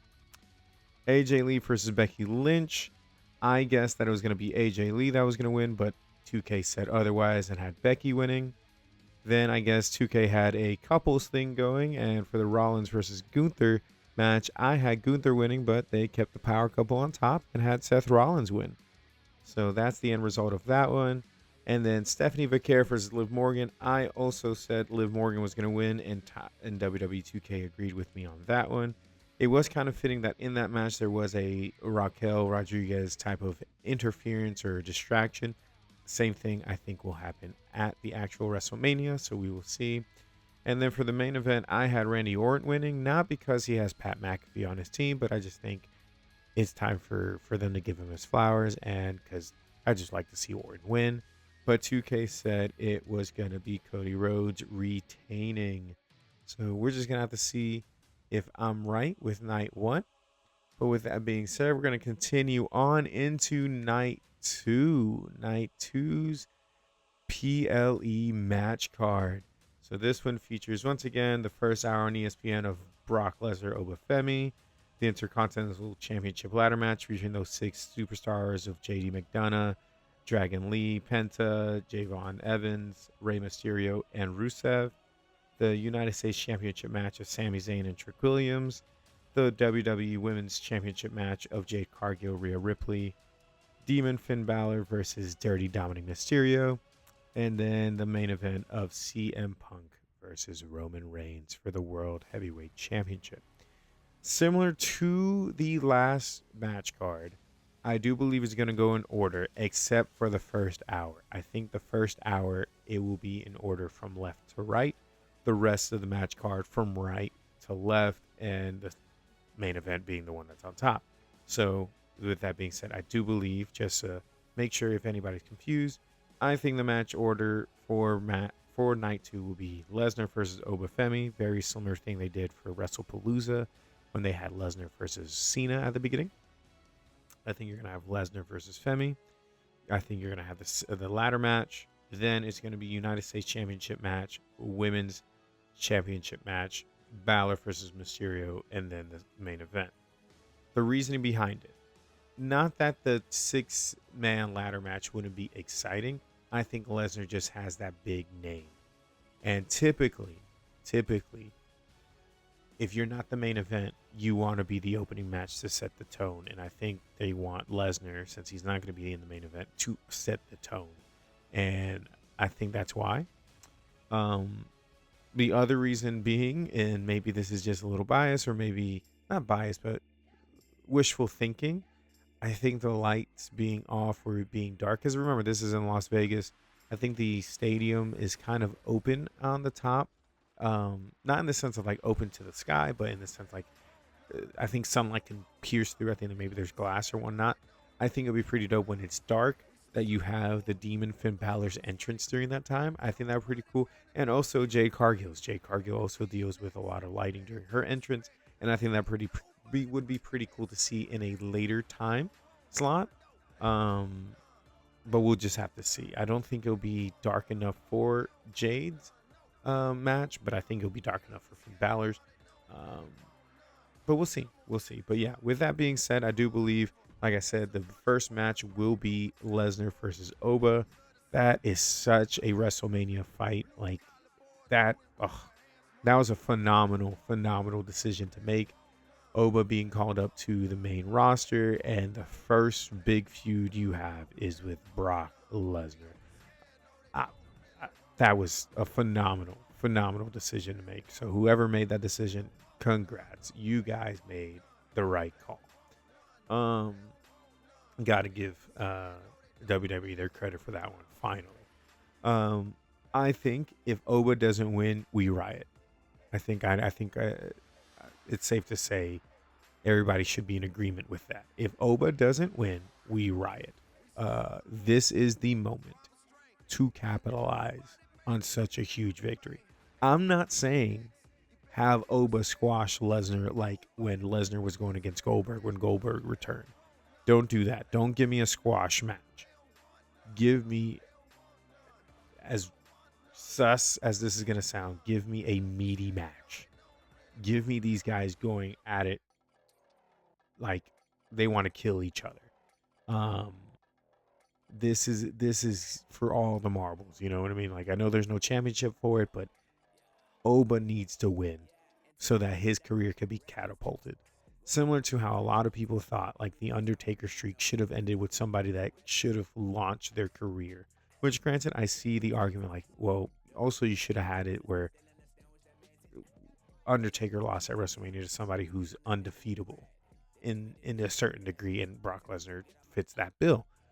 But to super launch Oba Femi's career, have him go against Brock Lesnar for sure, 100%. And we're gonna jump the gun a little bit and talk about the main event real quick. CM Punk of Roman Reigns. I think you have Roman win. I'm not saying CM Punk isn't owed a main event dub, and maybe you can have him win. Not negating that, but to give CM Punk his victory at WrestleMania to then maybe lose at Backlash to Roman would make no sense in my opinion. I'm not saying a rematch can happen or shouldn't happen, but I don't think it's the right call, and here's why. This is the timeline I think that should happen. Oba wins this match against Brock Lesnar to start catapulting him to superstardom. I don't know what type of feud he has after Brock Lesnar, but something to keep the momentum going. That I didn't think far enough. But what I'm getting at is you have CM Punk lose to Roman Reigns and maybe have them face against each other again at Backlash, all the way till we could build up for Roman Reigns versus Oba Femi for the World Heavyweight title at SummerSlam, and just capitalize on Oba Femi in that moment at SummerSlam. Have him beat Roman. That would be so sweet. So sweet. Not the reason being is I think if you try to build him up for a whole year after beating Brock Lesnar at WrestleMania, it'll be very difficult to keep the momentum. Where if you just do only a couple months of a turnaround, so let's continue on that, I think it'd be easy. The reason I say that also, if Braun Breaker returns healthy and fights Seth Rollins, that would have been the person I would have put against Oba. Two big guys like that, but also I could see these two big guys, young guys who can be world champions in the WWE, face later on in their careers. Maybe a WrestleMania worthy type of fight in that aspect. But it's just very difficult to see who can face Oba and keep the momentum going for that long, for a whole year, for a WrestleMania fight of Oba versus Roman or somebody for a World Heavyweight Championship. That's the difficulty that I see. So that's why I'm saying have a turnaround where SummerSlam is the moment you capitalize and give Oba his first World Heavyweight Championship. Oh, no, we should have him win the Intercontinental. See him on the main roster with a title that's not the main title. Screw that crap. Screw that crap hard. Screw that. Immediate world title contention. I think he has that big of a popularity behind him right now. And WWE has fumbled in the past. LA Knight had a huge following behind him, and they never capitalized and put the world title on him. They fumbled hard. I don't need them to do the same thing with Oba. Give Oba the title as soon as you can. But it should be on a grand pay-per-view, which is why I'm saying SummerSlam. So, with that being said, I think it's pretty clear. I'm hoping Oba wins. Let's see if 2K agrees with me.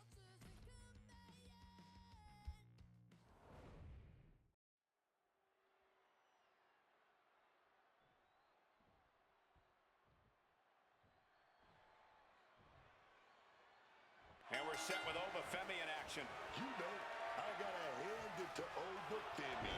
This is a man that knows how to get it done in the ring. Look at him. Oba is a scary, scary man. He's always looked absolutely unbreakable, unshakable, and unrelenting.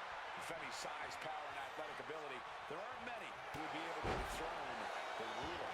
Well, let's not get ahead of ourselves, gents, because they are facing the beast incarnate, Brock Lesnar. I cannot imagine the levels of destruction we're about to witness from him here tonight. For as long as we've seen him, what Brock Lesnar is capable of gives me goosebumps. And what more he's capable of gives everyone nightmares.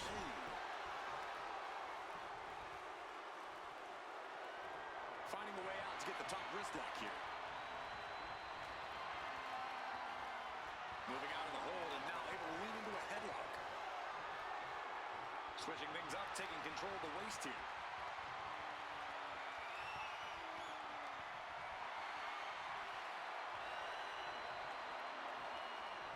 Swift takedown.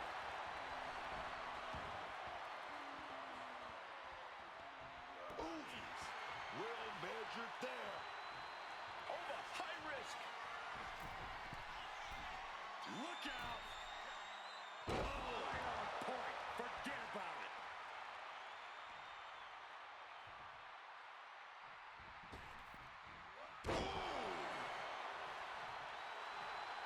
He's in a very bad spot, totally out of it.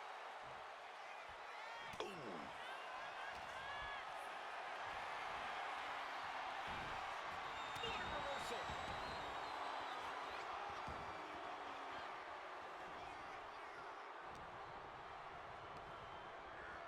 Pumped up in the corner now.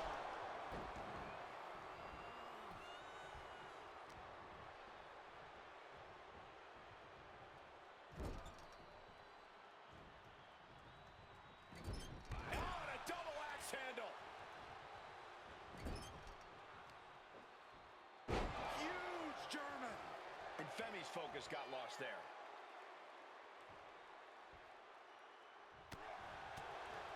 Going to the gut with that punch.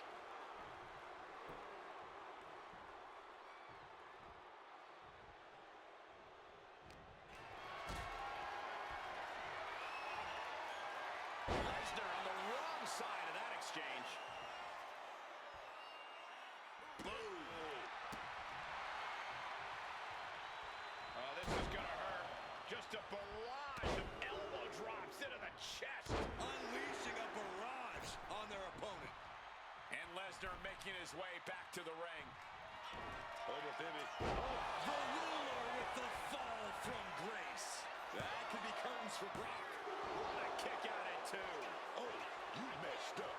You didn't put Brock Lesnar away, and now it's only a matter of time. That man, that monster, just woke up. And I think to get the pinfall, you have to try that maneuver one more time. This is power here. Military press into the gut check.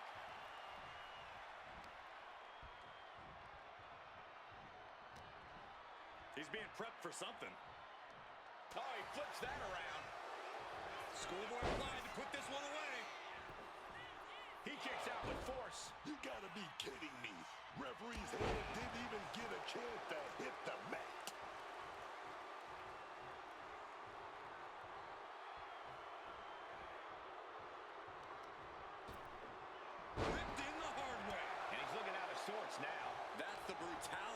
come to expect from Brock.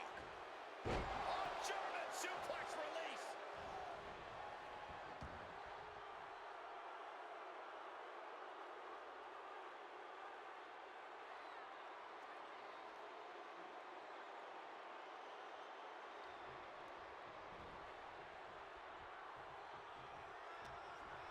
Lesnar caught off guard. Choke slam! Landed. Oh, baby, he's measuring.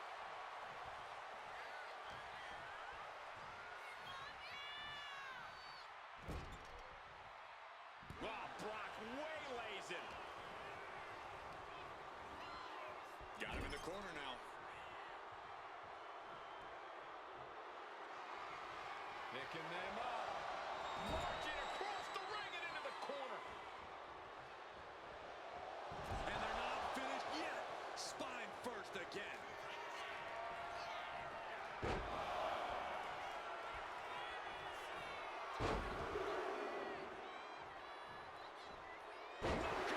To Suplex City.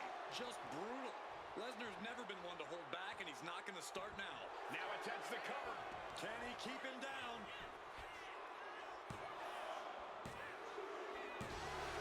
Brock Lesnar wins.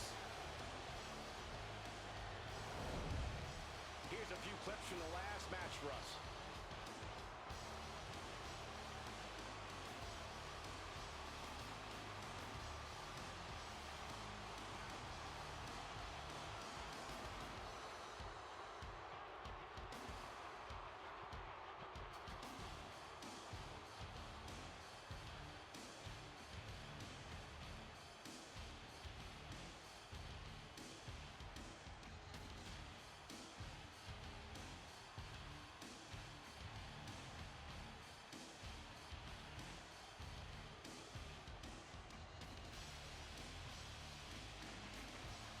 Here is your winner, Brock Lesnar. Brock Lesnar once again on top of the mountain with this win. This is just what Lesnar does. Eat, sleep, conquer, repeat. I don't agree with that result, but I can see it being a possibility only because of the fact it's Lesnar, man. Lesnar may just be like, nah, man, I'm him. I'm a finish him. I'm a put him under. Like, yeah. Or, you know, in the or storyline based, like, nah, now is not the time. But we'll see. I think Oba should be the one that wins, but again, 2K says otherwise. Otherwise. All right. So now the next matchup that I have will be the 6-man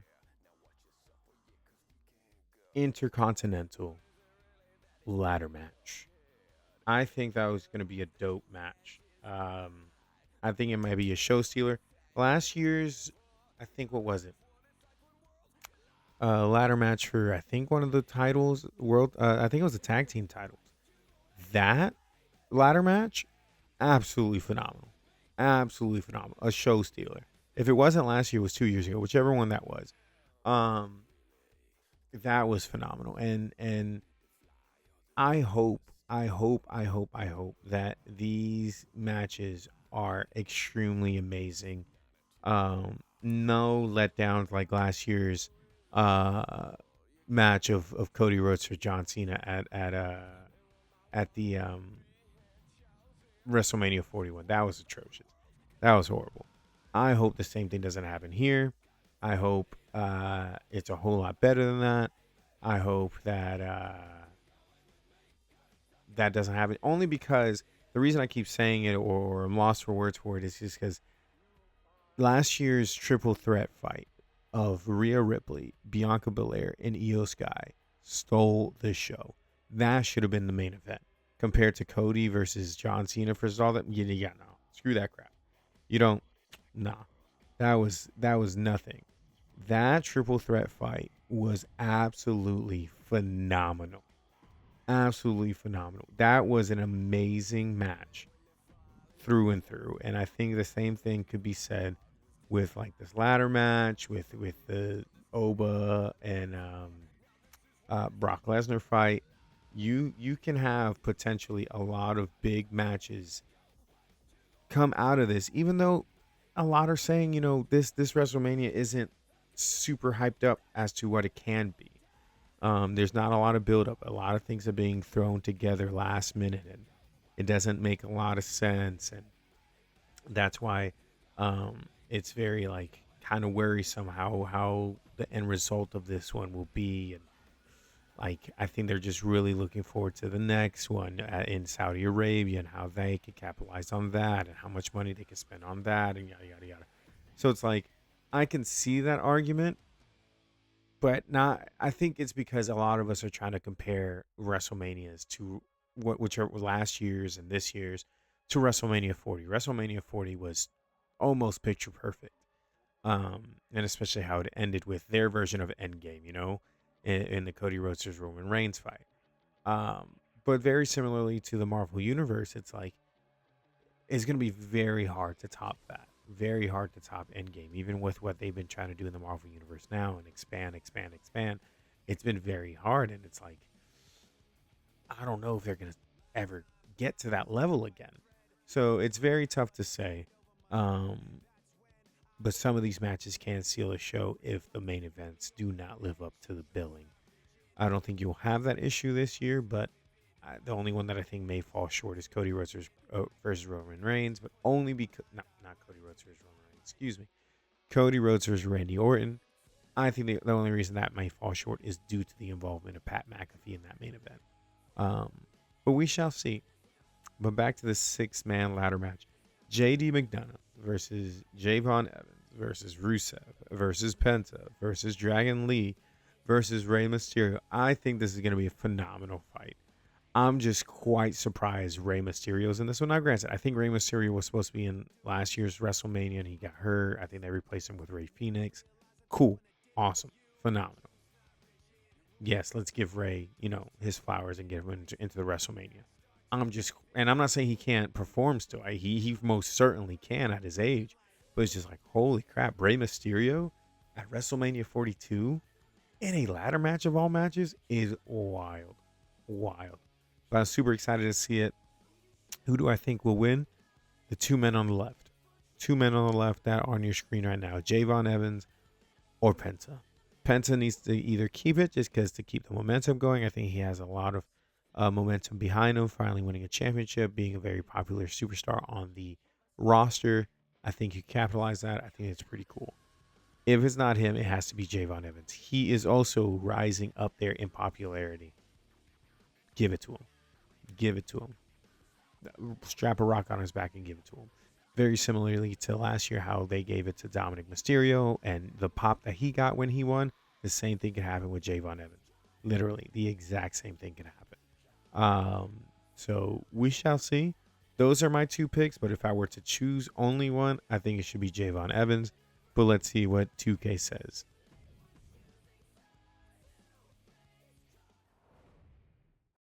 Folks, we're about to witness history tonight. The WWE Intercontinental title is on the line here. I'm intimately familiar with this title. Let me tell you, the Intercontinental title matches inspire competitors to bring a little something extra to the ring. Everyone wants to get their hands on this championship, and they'll fight like hell to get it. Heads outside the ring. And no countouts means he can take his time. What do they do? Oh, we got caught. Spectacular counter into a dragon screw. Oh!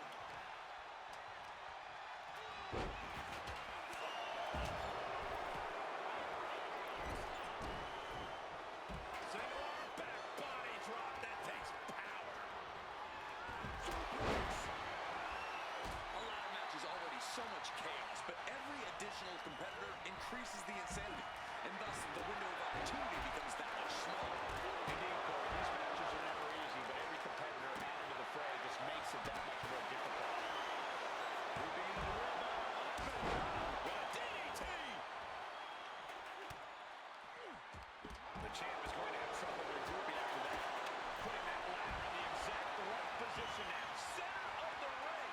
Ladder set right in the middle of the ring. Starts to climb, but needs to move quickly. This is the chance. Could be the ending early. He might have it here. Could be mere seconds away from unhooking it now. But then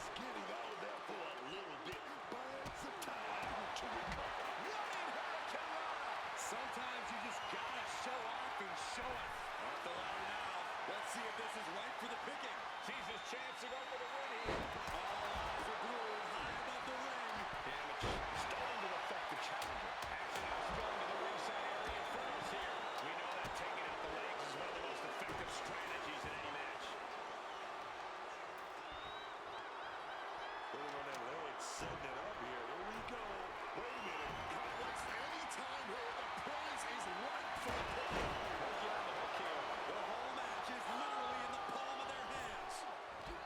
Drop toe hold.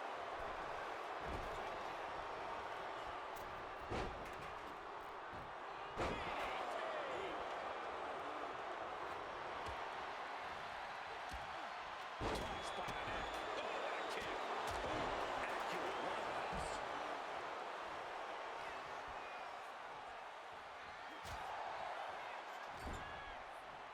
Rusev stops his attack. Turn out the lights.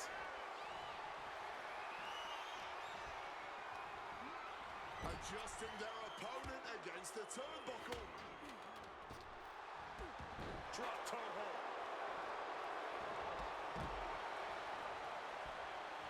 Punching their opponent. Before delivering a leg drop. He's looking to take things to the outside now. JD surveying things beneath the ring. What's he got up his sleeve? Look at that climbing right up that ladder, and nobody's preventing it.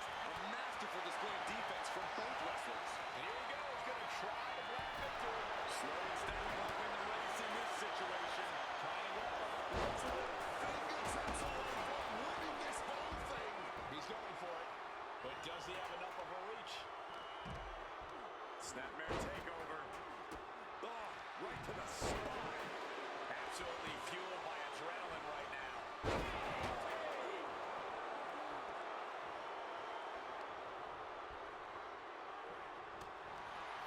Oh, great wherewithal there.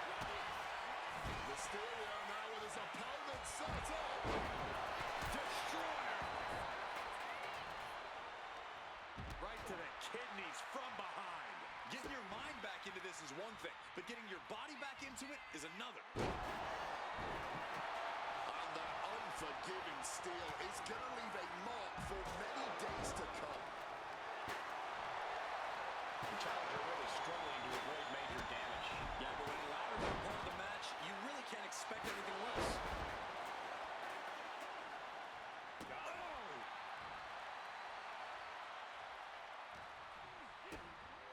Oh, look at this suplex. Oh my God, into a powerbomb. McDonough recognizing a chance to end this. McDonough unleashing J.D. McDonough with the devil inside. We are seeing these men leaving it all on the line. No stone being left unturned. Everything the body can give is being brought to the table.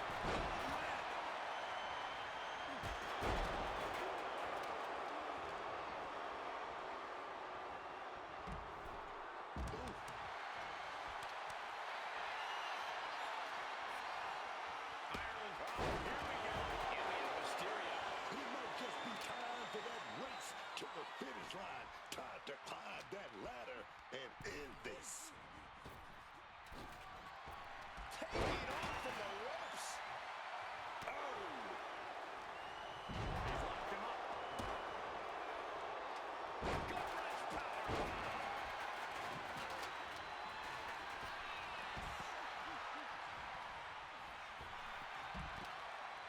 Exiting the ring, taking the action outside. He quickly driven onto the ladder. This is not what ladders were created for, ladies and gentlemen. Bottom an elbow. Oh, heads up, chairs flying. Who knows what's coming next?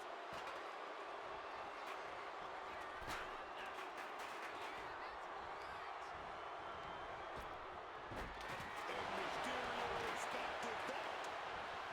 Has him in the corner, thinking of the next move. Dragon Lynch setting up his opponent for Operation Dragon. He just created the perfect opening for himself. Now he needs to head up the ladder to fully capitalize. I honestly cannot believe what. McDonough unleashing J.D. McDonough with the devil inside. Once again, that heads up with a kick to the midsection from the middle rope. Setting it up, landing on a chair hard. Climbing up, but is there enough time to go for the win?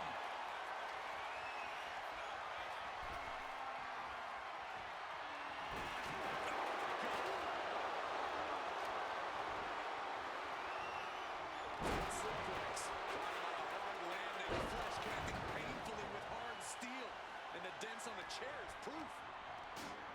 He's hurled out and crashes down to the floor. Coming back from the outside now. With a clubbing hit. Boom! Backdrop suplex. On a high angle, right across the shoulder.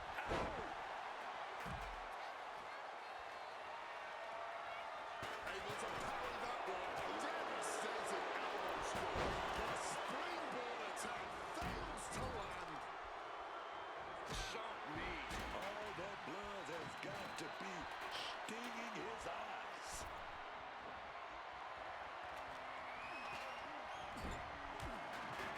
Tying the legs up in the turnbuckle. Dangerous position to be in. Just an absolutely stiff blow to the head there.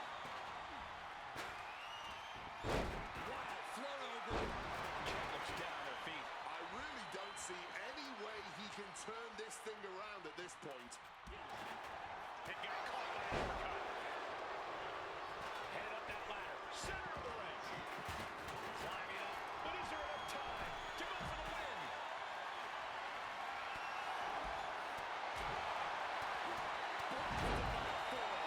At the top, something major's about. Rey Mysterio. Right on point with the force splash from Mysterio.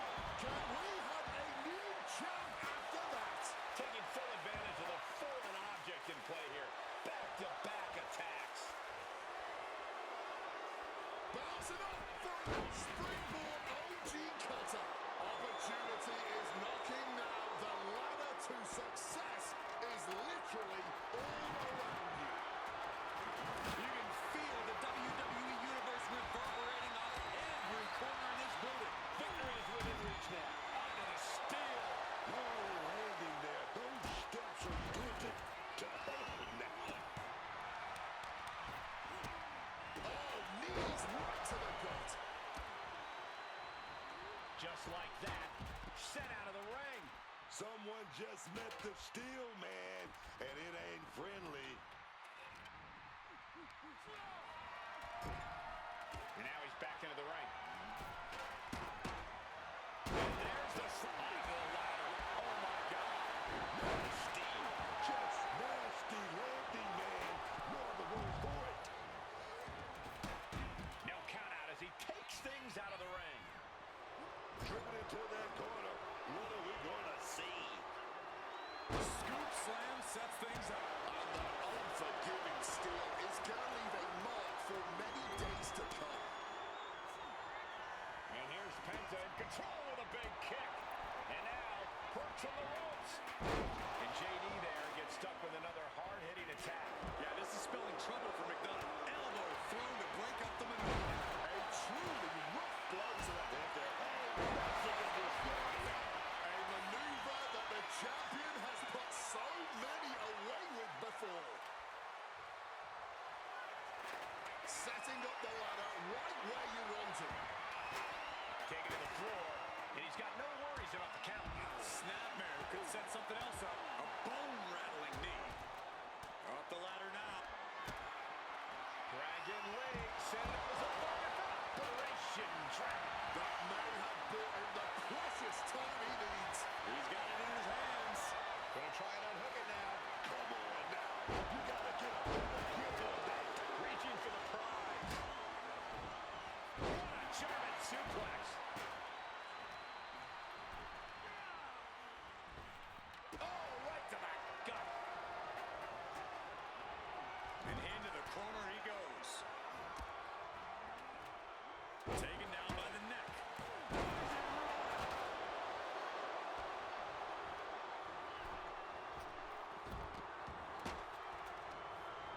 Penta sent flying straight to ringside. Sliding back into the ring. Legs tied in the ropes upside down. This could be bad. But his opponent in a precarious position. Look at this, he's in the tree on the wall for it. You know what's coming.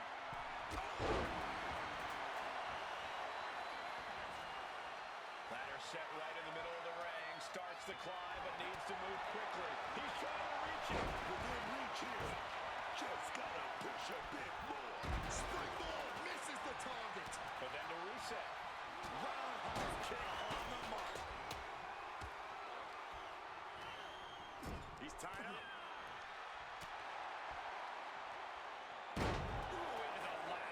Someone just met the steel, man, and it ain't friendly.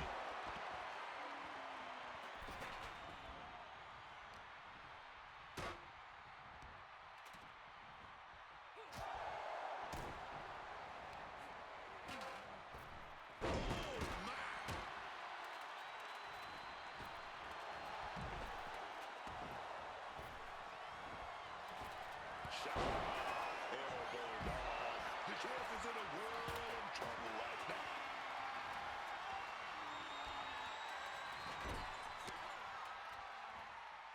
And Penta gets thwarted away.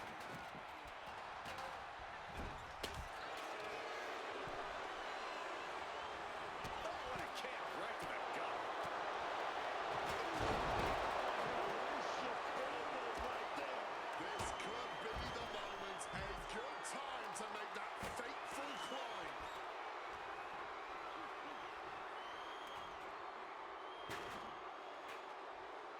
Oh, wait a minute. This is going to hurt. Bang!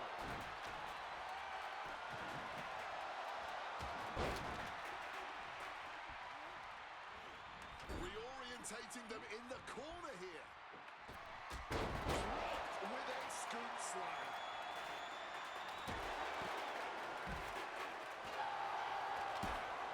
Reversal. He saw that coming. Off the ropes already forming from that kendo shot. And he re-enters into the ring.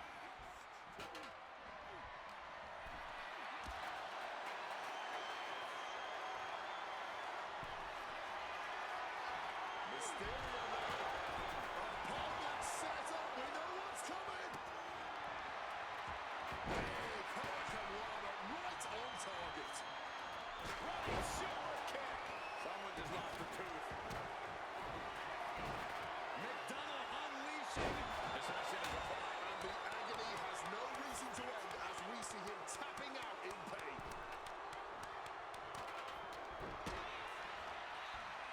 Oh, and he gets discarded out of the ring. Oh, strong impact. Placing the ladder in the corner. He's clearly got something planned here. Yeah, and it all involves pain. Boot right to the throat.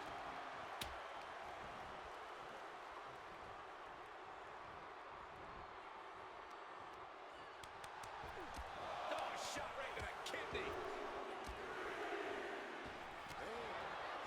Just battering their opponent. Taking the floor. Here he comes. Oh, pulled into that corner so hard there was a ricochet. Caught with a counter. That's how you take out the competition. Now, get on that round and counter, baby. He wiggles out of the danger zone now. Now rearrange the spine.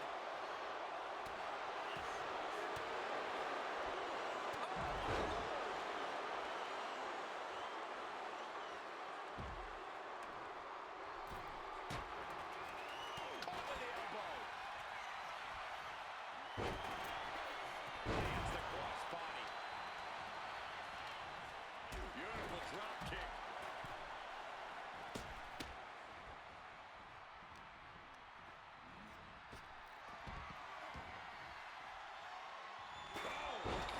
Right to the cranium. Swinging that damn steel chair without a care in the world. Lee was waiting for that. Penta executed well. This is not what ladders were created for, ladies and gentlemen. Penta, oh, 360 Mexican spin. This could be it. The champ can retain. look at them climbing right up that ladder, and nobody's preventing it. Trying to reach it. Trying to win. You can't waste any time now. Here we go. He's got his future in his hand. Mysterio with a springboard front splash. Are we about to see a title change here? Launched right out of the ring. I And that unforgiving steel is going to leave a mark for many days to come. Diamond-plated steel coming at you. Just continuing the attack in his midsection in brutal fashion. Just look at his face. He can hardly catch his breath. Crushing double stomp. Lee's in a very vulnerable position here.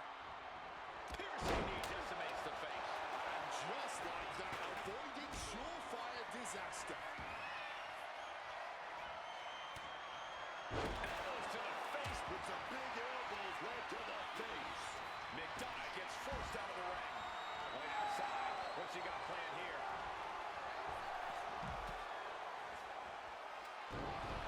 Back into the ring here.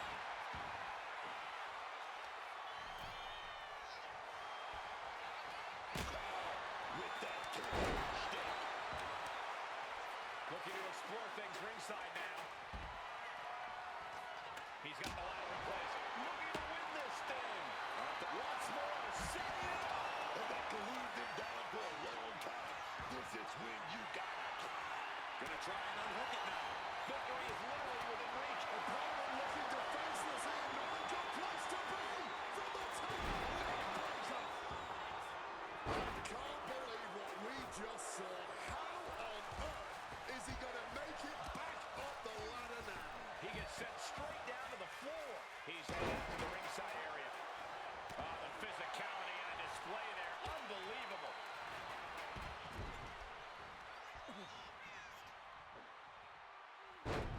Back in the ring.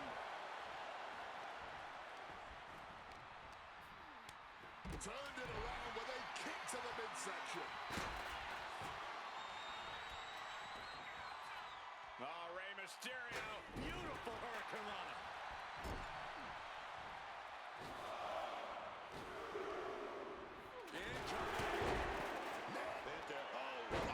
Mexican destroyer.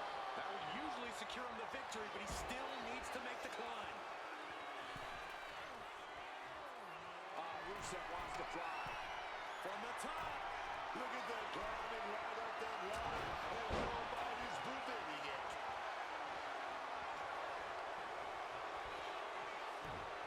German suplex. Those blows to the core have really added up here. It's going to be hard to form any offense when you can't take a full breath. This could end it all right here. Hard to focus up high in the sky. Reaching for the win. This could be it. The clock's ticking. Better get a third breath soon, man, before your time runs out. Devastating hit from the chicken. And able to skirt around that attack. Running super kick. Someone just lost a tooth. Slides under the ropes. Back into the ring. Taking the action to the outside. Might be taking a breather. Rushing face buster. And continuing to focus the attack on the head. At this point, it's going to be hard for him to shake those cobwebs loose. A lot of damage has been focused on their core here tonight.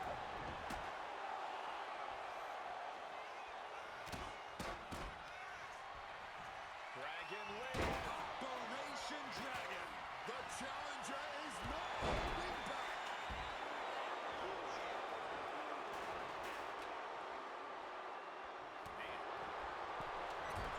Sidestepped on that. Slowly moving. I'm sure he can feel the target on his back here. Bouncing up. Now here Jones.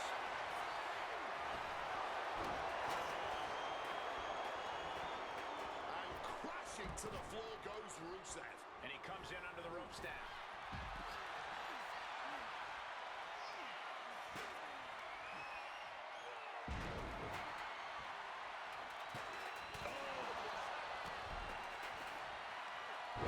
Catches him with the cutter.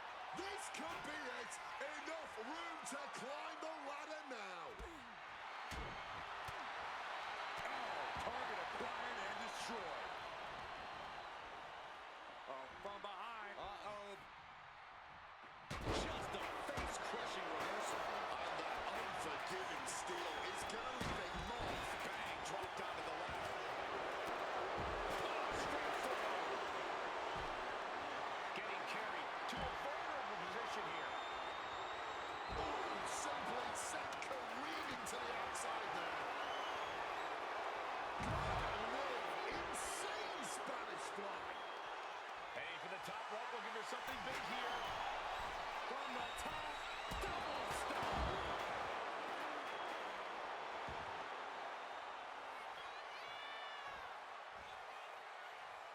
Well, now this is a tactic. Will it intimidate the opposition? Headed up that ladder. Center of the ring. And here we go, returning to the ring. Ladder set right in the middle of the ring. Starts to climb, but needs to move quickly. Working on the hook here. Why the heck would you go for a pin here? This is not what ladders were created for, ladies and gentlemen.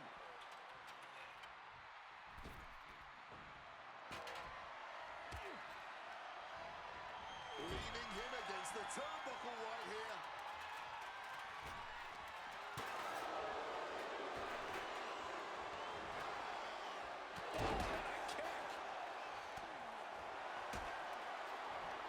Check this power. Boom, bang, face first. And now, He's tapping, but it doesn't matter at all in this situation. back elbow. But hopefully he didn't just expend all the energy he has left, because he still needs to climb up that ladder. Ooh. Lee quick to counter. What's he gonna do to Lee? Sling blade action. Landing on that chair didn't break their fall, but I'm guessing it definitely broke something.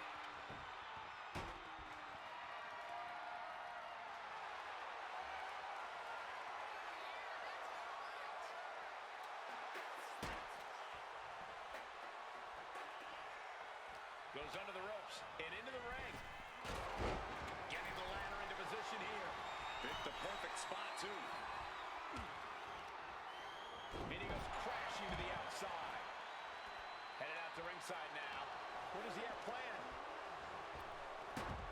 Someone just met the steel man, and it ain't friendly. Clothesline. Carefully measured elbow drop followed by another, unleashing a barrage on their opponent. Climbing up. But is there enough time to go for the win? He's grasping, reaching for it. This is a risky play, but could be the only opportunity all match. Now is not the time for sweaty palms. Nasty, just nasty, lefty, man. Not the word for it.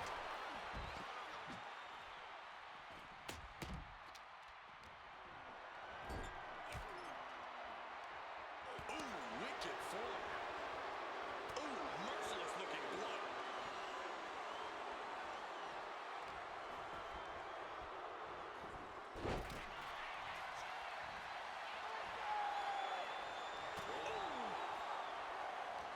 Gets the reversal.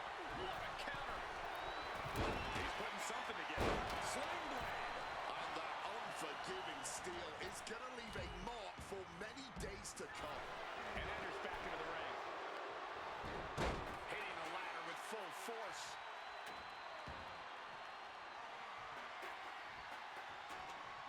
Laying a metal trap in the corner now.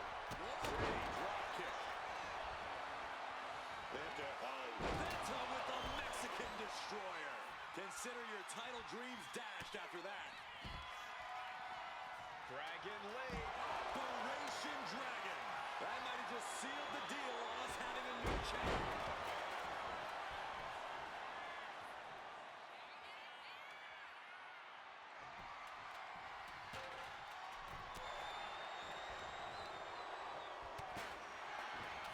Wow, flow over. Immediately into a sit-out powerbomb. Someone just met the steel man, and it ain't friendly. That was a stiff shot with that kendo stick. Repeating hits like that are going to happen very quick. Plenty of damage being dealt here. He's getting that ladder on the turnbuckles now. Sent out of the ring the hard way. Heading to the outside now. Javon just rubbing it in now. No! Devastating use of the ladder. Someone just met the steel man, and it ain't friendly. Up the rope he goes. Down with the Mysterio. Then it's Mysterio. And now, the literal ladder of success could be waiting for him. And he's taking this to the outside now. Oh, God, tossed into those massive steel steps. Absolutely no give there. No way! Good call! Inverted Frankensteiner! Wow, float over. Immediately into a sit-out powerbomb. An extremely rough landing onto the chair. That pain's not going to go. McDonough unleashing the devil inside. Are we going to see it? Are we going to see a new champion tonight? Dropped him with a big shoulder tackle.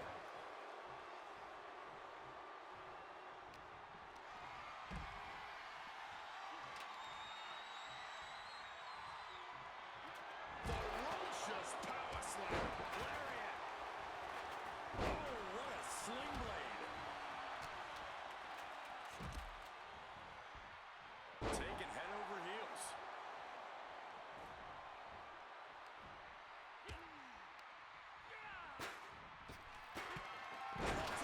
That's it. No getting up from that.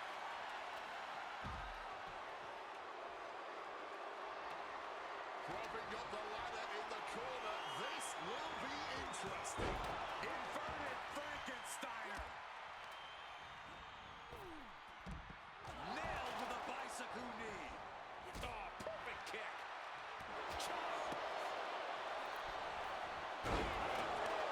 And just planting him with a DDT there. I don't even know if he knows where he is right now.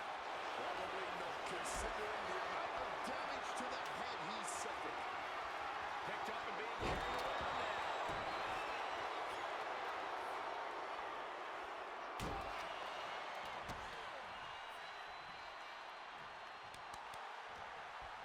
He could get dropped here. Alabama. Check this power out. Bang! Face first. And the anguish on his face continues. Tapping out isn't going to save him here. And a big right. Uh-oh, jawbreaker. Call the dentist.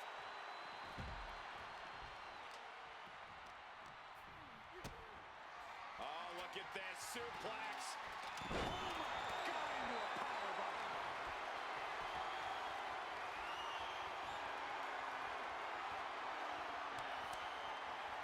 Dragon Lee pumped up, ready to go. Headed up that ladder. Center of the ring. Oh, caught by the back elbow. Here's his chance. Find that ladder and claim your prize. Reaching for the prize. Going for it all right here. It's only a matter of time now. Furiously trying to unhook it now.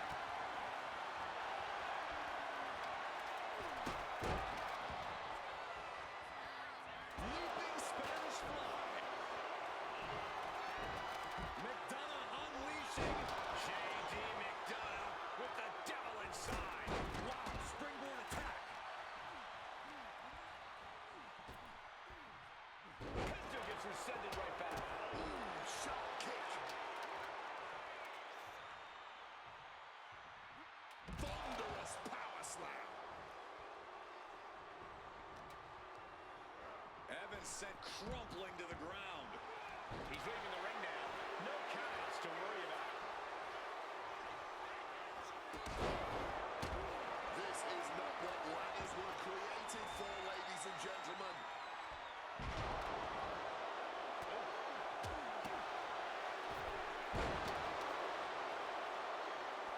Slipping out of the way there.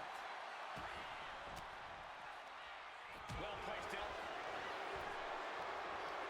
Looking to lock it in. Locked. Lock is in. Trying to fight out of this submission. I bet we see a tap out soon. This isn't getting a win, but the pain. That breaks the hold. Rescued from a potential tap out.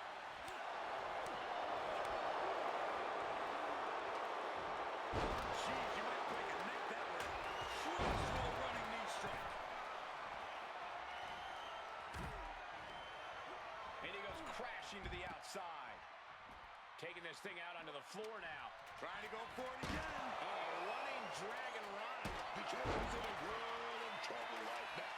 He's setting it up in the center of the ring. Perfect for whatever he has planned next. Off the ladder now. Let's see if this is right for the picking. This could be it. He might get it down right here. Countdown fair.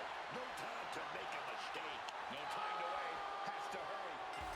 And Penta remains champion. We got our money's worth with that one. Take a look.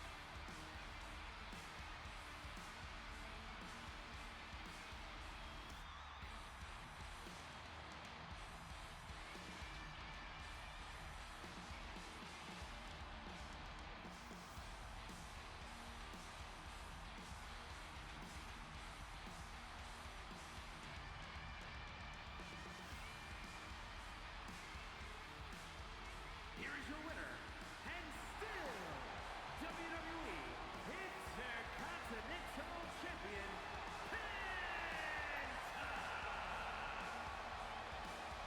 That was an amazing match. Like I said, greatest of all time. Cool. But holy shit, that was long. Oh my god. But again, would not be upset with that ending result. I think it should be either Penta or Javon Evans that wins it at the end of the day. I chose Javon Evans. 2K said Penta after such a long match. Jesus. But either way, yeah. So that's the first hour on ESPN on night 2. And we still have 4 matches to go. The next one I have is going to be Zayn versus Williams. I really wish this was a triple threat match. And again, this is being filmed Monday morning of WrestleMania week. So if anything happens tonight on Raw or Friday night on SmackDown, it will not be featured in this video. So if this becomes a triple threat like I'm hoping and wishing that it would become, with it being Zayn versus Williams versus Carmelo Hayes, that'd be dope. But since right now it's officially being dubbed as just a singles match, we will go on with just Sami Zayn and Trick Williams. Either way, I do believe Trick Williams will win. Even if it was a triple threat match and Carmelo Hayes was in the fight, I think Trick Williams should win. Hey, give him a title on the grandest stage of them all. Why not? It'd be pretty dope to have that happen and have the whole crowd singing Trick or Whip That Trick. That would be phenomenal. But again, I think right now for WWE, what they need to do is capitalize on these people who are immensely popular right now. Trick Williams is popular. Javon Evans is popular. Penta is popular. Oba is popular. Braun Breaker is popular whenever he's not hurt. So like you need to start elevating these other superstars so that these other ones that are slowly but surely retiring out, Brock Lesnar, Randy Orton at some point has to retire too. Like I mentioned earlier, this is like his 21st WrestleMania. So him, Cody, Rhodes, and Roman Reigns and CM Punk, they're up there. Seth Rollins, they're up there in age. Even Gunther is up there in age. Not saying they have aged out. No, not saying that. But like you don't have any viable younger people who are up there right now, and you need to start capitalizing on it. So I think Trick Williams is definitely one of them. Now, I say that, and you have Finn Balor versus Dominik Mysterio, and Dom is on the younger side of things. I think Finn needs to win this one, but we'll get to that later on. But yeah, Sami Zayn versus Trick Williams. I think you need to capitalize on it and give Trick Williams the dub. Have him be United States champion. But let's see what 2K says will be the end result of this matchup.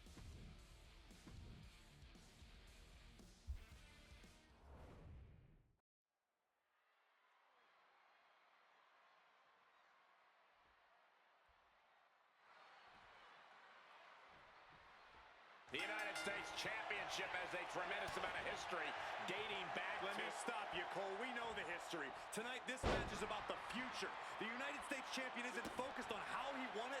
He's focused... Wait a minute. We got to start it over again.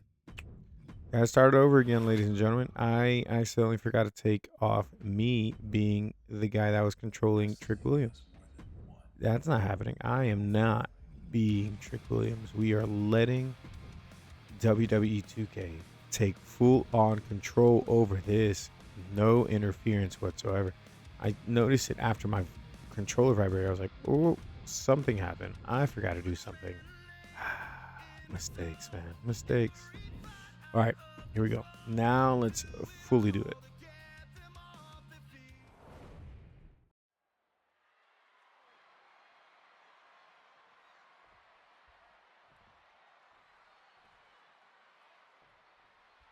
The United States Championship has a tremendous amount of history dating back. Let me stop you, Cole. We know the history. Tonight, this match is about the future. The United States champion isn't focused on how he won it. He's focused on keeping it. As much as I want to, I can't argue with that, Corey.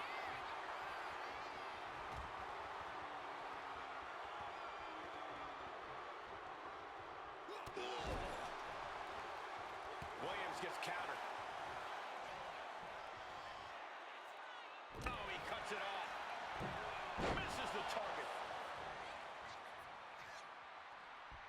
Brutal club. Oh, what a club.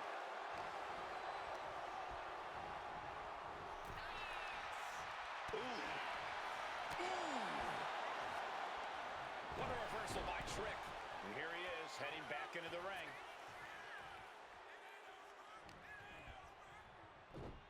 Caught with the leg lariat. Oh, just clobbering away here.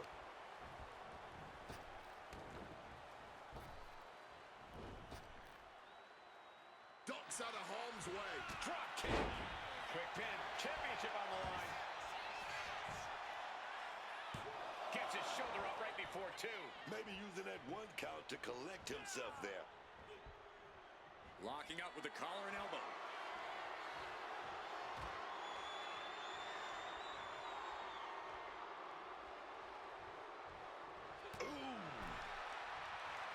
Now perhaps looking to toss their opponent to the outside, and what a bruising landing that was. Perhaps looking to build up some momentum. Keep your eyes peeled. Tope con hilo. The next level accuracy needed to hit that move cannot be understated. And the body control, just amazing athleticism. I don't know the plan, but it must be dangerous. Incoming. And completely missed the mark. You risk it all, and this is the cost. We might have to end this right here.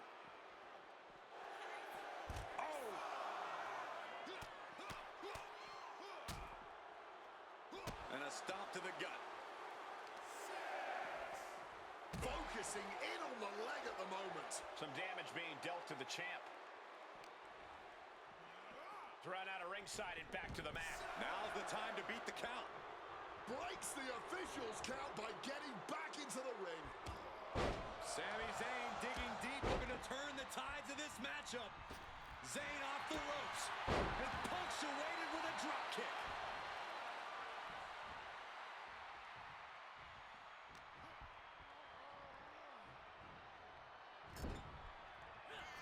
Sami Zayn has his opponent hooked, exploder into the turnbuckles. Signature offense from Sami.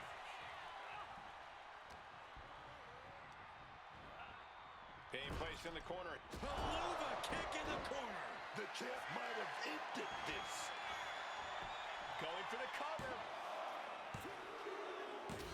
Retains the title. These gentlemen get after it. Here are the highlights.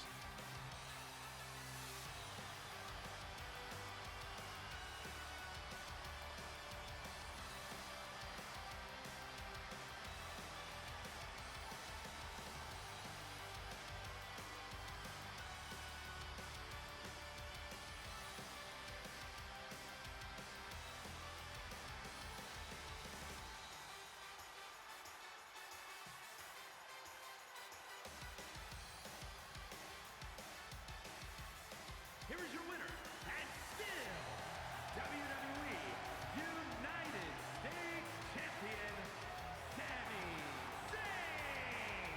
Good job by our champion holding on to that title. He came out here and defended what was his. You have to give him credit.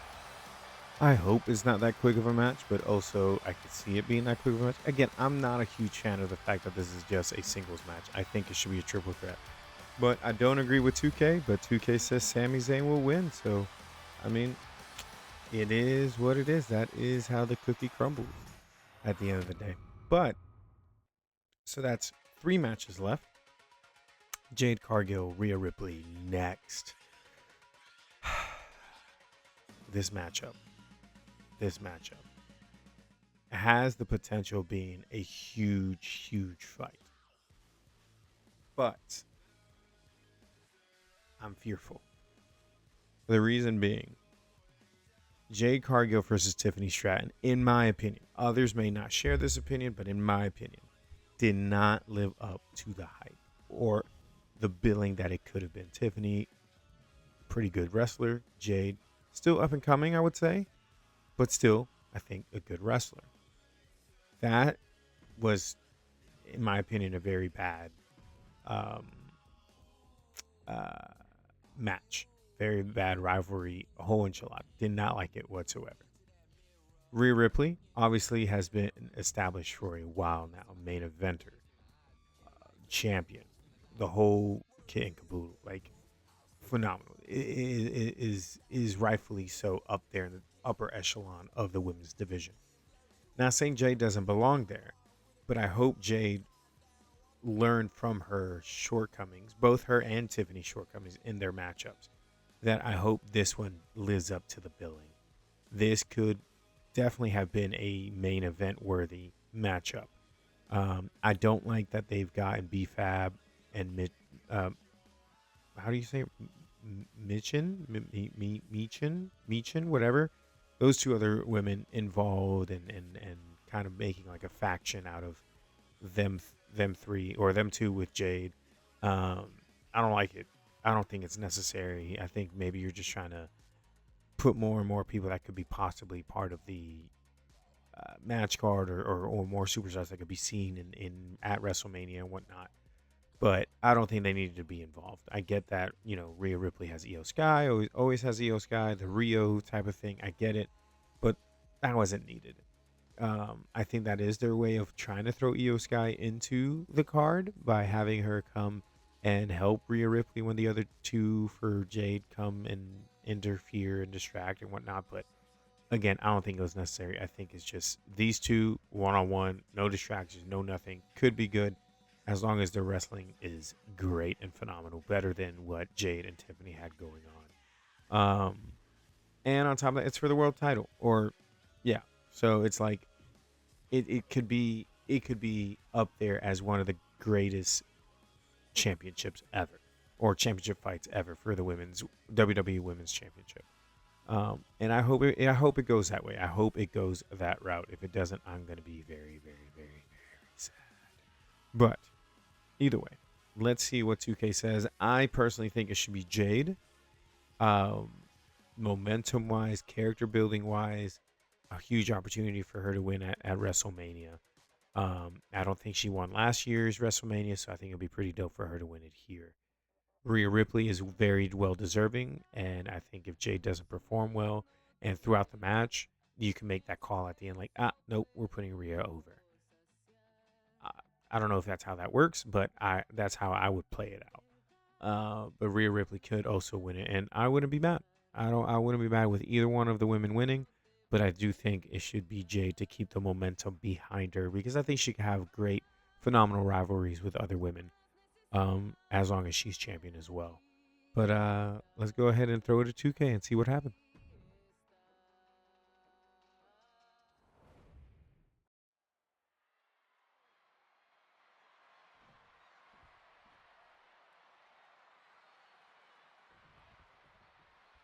And this is a big matchup here, officially underway. WWE Women's Championship up for grabs. Who's the top dog of the division?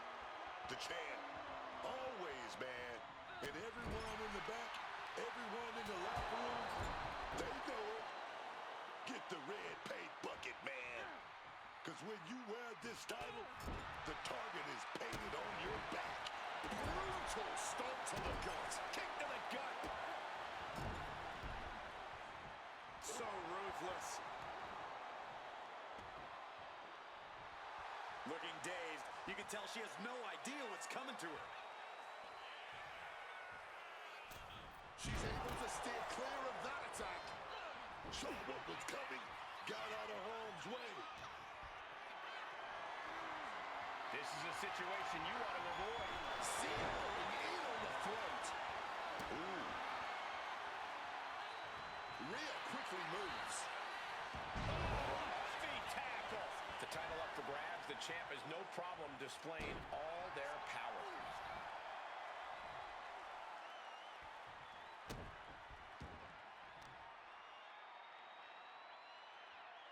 Set down hard. That raw power Rhea possesses was held in check there. And she's got to realize she's only in the shallows of this match so far. That can make an opening for her.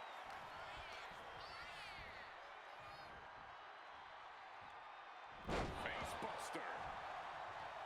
Able to avoid that one.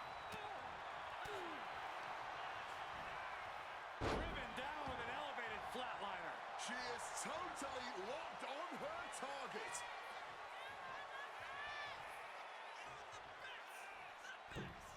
Massive miscalculation on that one.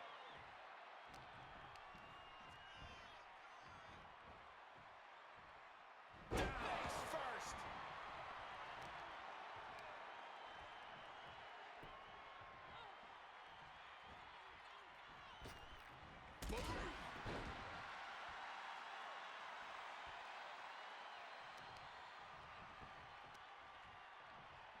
Oh, wait a minute. Pulling the leg. Oh, we got to snap it. Wow. And again. Boom! Read that one. Uh-oh. Jade gets fended off.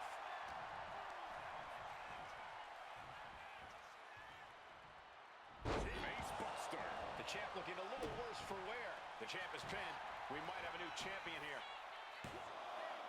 And she kicks out at two. Somehow, some way, that was so close. Uh-oh, this is not going to look pretty. Submission being applied. She's trapped here. She slipped through and escaped. That was pretty. Snapmare could set something else up. Cargill responds.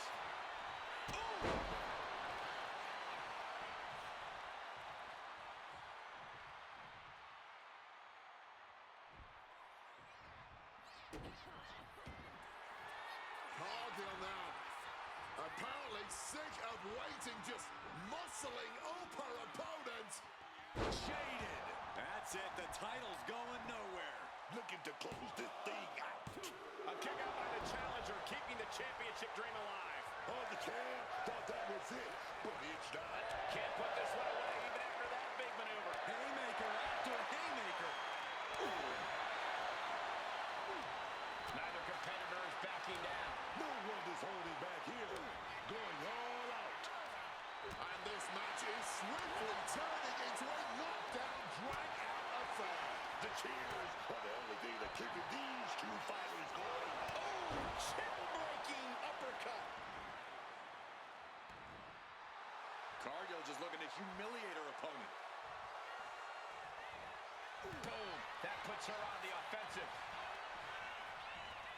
Countering that offense.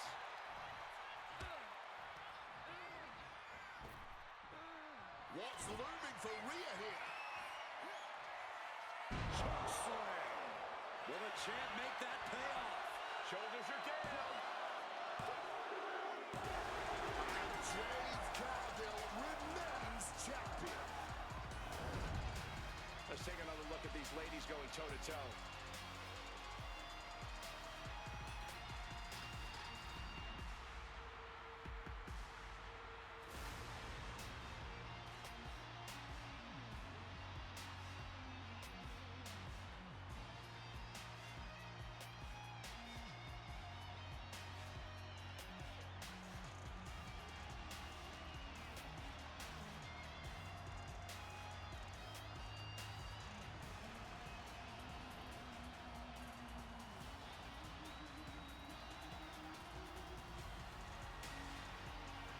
Here is your winner, and still the WWE Women's Champion, Jade Cargill. A successful title defense for our champion. She just proved you come for the champ, you best not miss. Well, again, I think this should be the end result, just with no interference, I hope. Or if the interference does happen, Io Sky, you know, nips that in the butt, and then it's just a straight up clean finish, and not one because, oh, due to distraction, yada yada yada. No, don't give me that crap. I hope that's not the case whatsoever in this result. But you know, you never know with how WWE is going to go with what they want for WrestleMania, and how they book their matches. Well, book matches, period, regardless of whether it's WrestleMania or not. All right, so two matches left. And this one I'm excited about simply because, this next one at least, simply because the Demon returns. This is going to be pretty dope to see Demon Finn Balor again. It's been a while. It's been like 3-ish years, I believe they keep mentioning. 3-ish years. And it's such an immensely popular character or version of Finn Balor's character. That yeah, I'm super excited to see it back and see how the crowd reacts to it. Again, I hope it is later on in the night, so all the lights and the entrance and whatnot looks cool and whatnot. And I do believe it should be Finn Balor that wins. Again, as much as my argument earlier was like, hey, we need to be building young stars for WWE to start capitalizing on them. And Dominik is one of them, and especially with how Dom has crossed over between WWE and NXT for like a couple matches here and there, and then like AAA. Finn Balor's done it, I think, once with AAA, but regardless, Dom is somebody you could definitely rely on and is on the younger side. But Finn Balor needs one, man. Finn Balor needs a dub, and especially if you're bringing back the Demon persona, you don't need the Demon persona losing. You need the Demon persona winning, and in a dominant fashion, if I must say so myself. Now, not don't make it a squash match. Don't make it that. No, but definitely have the Demon Finn Balor win. But yeah, I think that's pretty self-explanatory. Let's see what 2K says.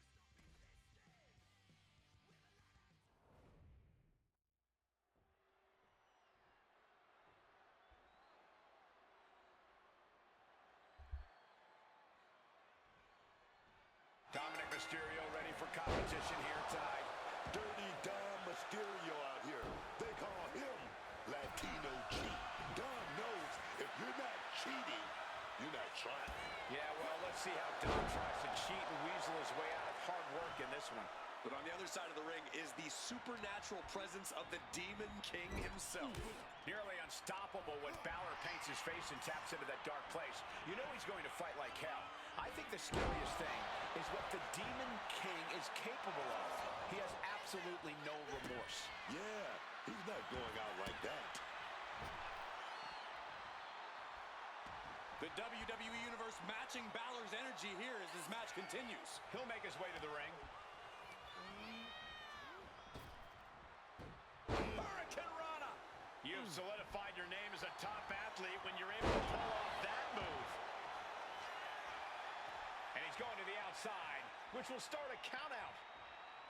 Ooh, what a damaging blow. All the way up and around the world. He hits the head scissors. Agility like that is what can set you apart from the rest of the locker room. Just adding salt to the wound. Looks like that really got him there. Yeah, Dominik looked confident going on the attack. Finn sidestepped out of the way. Back into the ring now. Dominik perched up top. Taking flight. Spectacular diving Hurricane Rana. That maneuver goes to show you how much speed kills. Whoa, just floating through the air. Fortune favors the bold. These risks could be a winning strategy.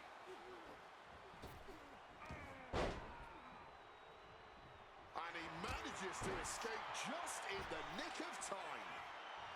He's getting up now, but I think those lights are dimming. Nice springboard into the drop kick by Balor. Oh, right on the arm. Uh-oh. Caught the leg and makes them pay. Mysterio now reverses it. Opponent on the run. You know what's coming next. Blocks the 619, catches the boot, and then Whipped down to the mat hard. Then Balor. Here we go, charge into a shotgun drop kick. And Balor might be reading his opponent's last will and testament after that maneuver. Going straight to the top turnbuckle.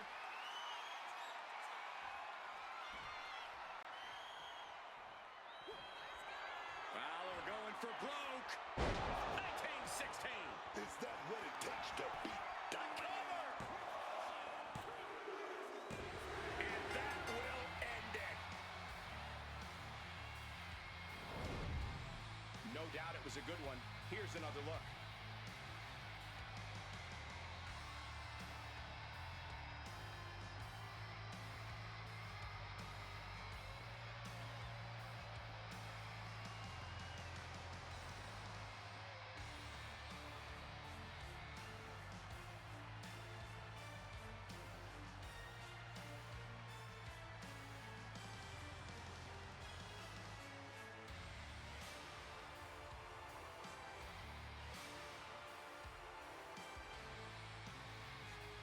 Here is your winner, the Demon, Finn Balor.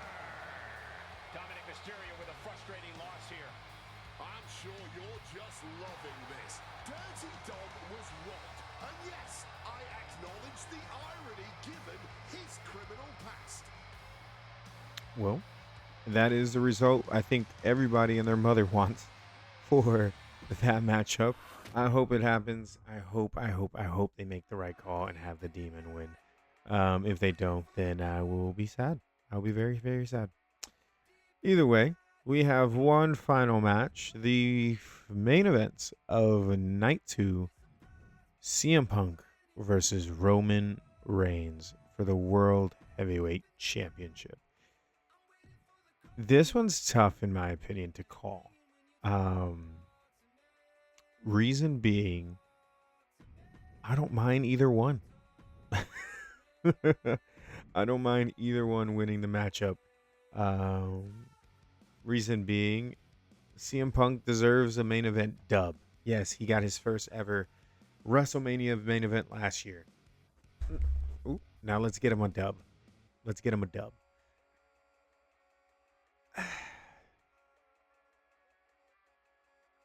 And there's nothing wrong with him getting a dub or losing. But I also see and acknowledge the fact of what Roman said in an interview a while ago, that he has become a part-timer fully ever since losing the WWE Championship from Cody. And essentially giving the company time to build a new Roman. Somebody else, or people, not just one person, but people, to replace the spectacle of Roman Reigns. And the company has failed. The company hasn't done so. They keep recruiting or bringing in older folks and old people to come in and take that mantle. John Cena, you can argue, all of last year helped fill in that Roman Reigns void by being in his retirement tour. You brought in CM Punk, granted before Roman lost the title, but you brought him in, and now you're relying on him. Cody still up there, cool, great, but you haven't built anybody else. The main event scene is very, very shallow, very shallow. You only have a handful of people, and you haven't built anybody. So, course correct, give it back to Roman. See if he could build more people again. He built his cousins, almost said brothers, his cousins up. Main event Jey Uso didn't become main event Jey Uso without Roman. Maybe he could do the same thing for Jimmy and get Jimmy his first singles run, but you never know. Doubt that'll happen, but maybe feuds against Roman can create more household names. Bigger stars. Having them face against Roman, again, that's why one of my arguments earlier for this, the beginning Night 2 with Lesnar and Oba, is that, hey, have Oba beat Lesnar and then somehow build for Oba versus Reigns at SummerSlam and let it capitalize right there and then. Have Oba win. That establishes a main eventer right there and then, and the popularity behind him right now. And then at that moment, catapults him into superstardom. So I think it is time to course correct, and that's why I don't necessarily mind it being Roman Reigns, and I honestly think it should be Roman. But either one, either Victor would be completely fine. But we'll see. We'll see. Let's see what 2K says. But again, I would side with Roman, but I don't mind it being Punk at the end, still winning the match. But let's get it.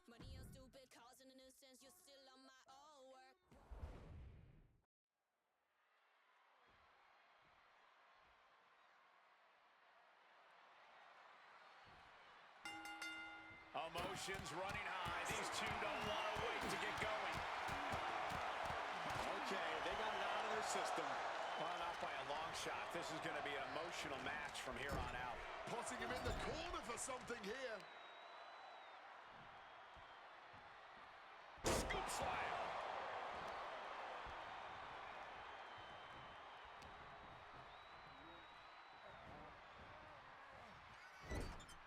Shoulder right to the midsection. Our champion is getting rocked a little. Yeah, Reigns came looking to prove his dominance, and he's doing just that right now. Oh, man. And he's able to avoid that offense. Oof.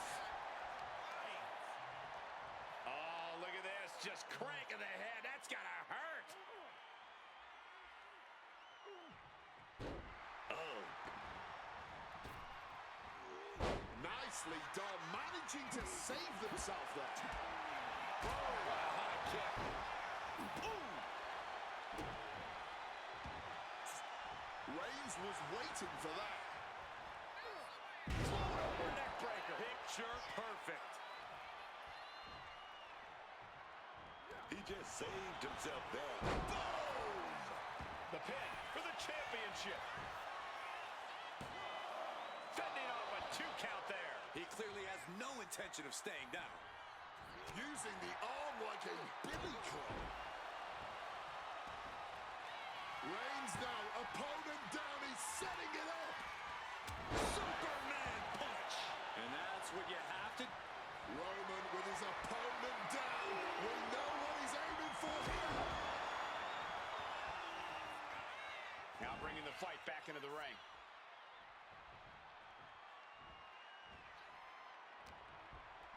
Punk now locks in that double under.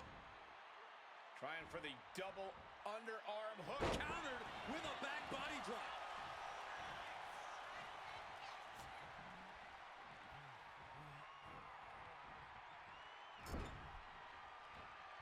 Counter. He knew just what to do. Sneaks behind into a hammerlock. Right into a lariat. He's getting back to his feet, but is there fight left? Check out the springboard. Did you see that? Propelled through the air.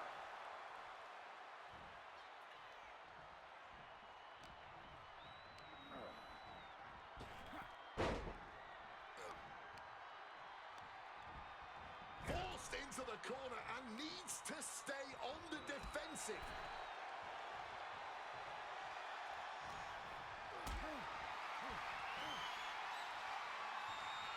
Got them off their feet here. To the throat. Pin. Top of the line. Champ's in trouble. Oh, the champ narrowly kicks out. Running on fumes in there. The gas is running out.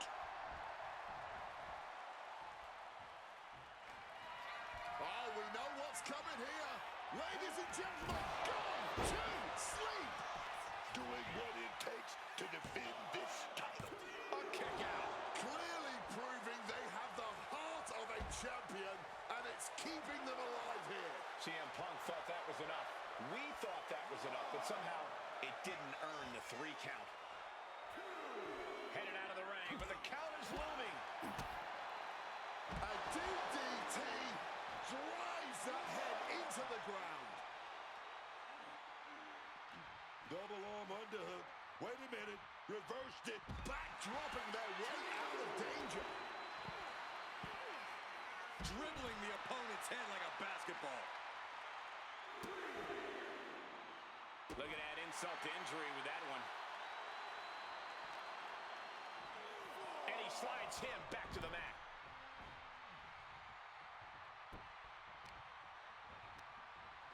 What a way to get out of that one.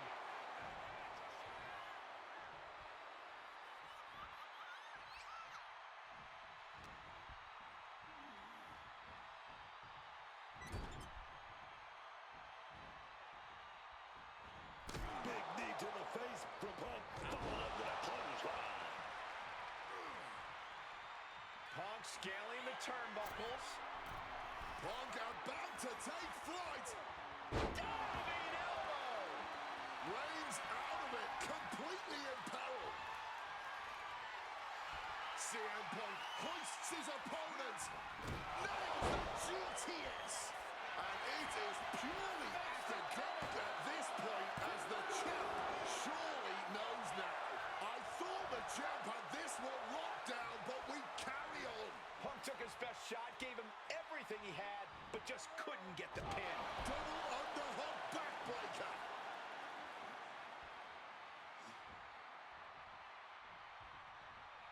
Oh, that gets reversed on CM Punk. Battle of counters. No one's getting their full offense in. Swinging down with the neck breaker. Man.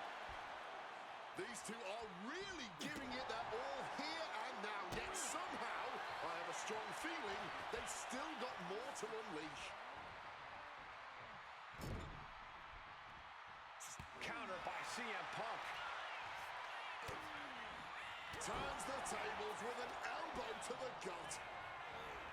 And he gets directed into the corner. Oh, shoulder to the gut. Gut kick. Nothing fancy there. Crushing the stomach with a stomp. Reigns is trying to pick his opponent apart physically and mentally. Crushing impact in the corner. And an elbow for good measure.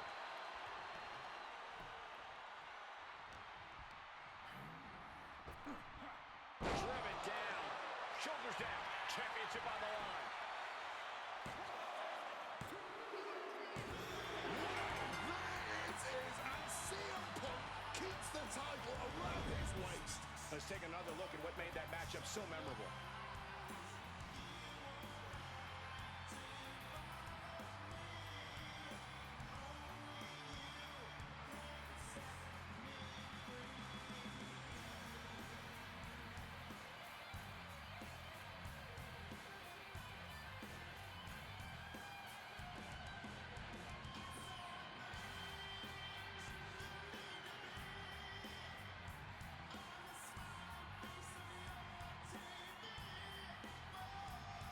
Here is your winner, and still the World Heavyweight Champion, CM Punk. What a win for the champ as he retains the title. He came out here and defended what was his. You have to give him credit. Again, I wouldn't be opposed to this ending either. I don't mind CM Punk still winning. It's just very hard to tell what to do after WrestleMania with Roman, if he's not chasing a title. And again, he could just vanish and go back to being a part-timer.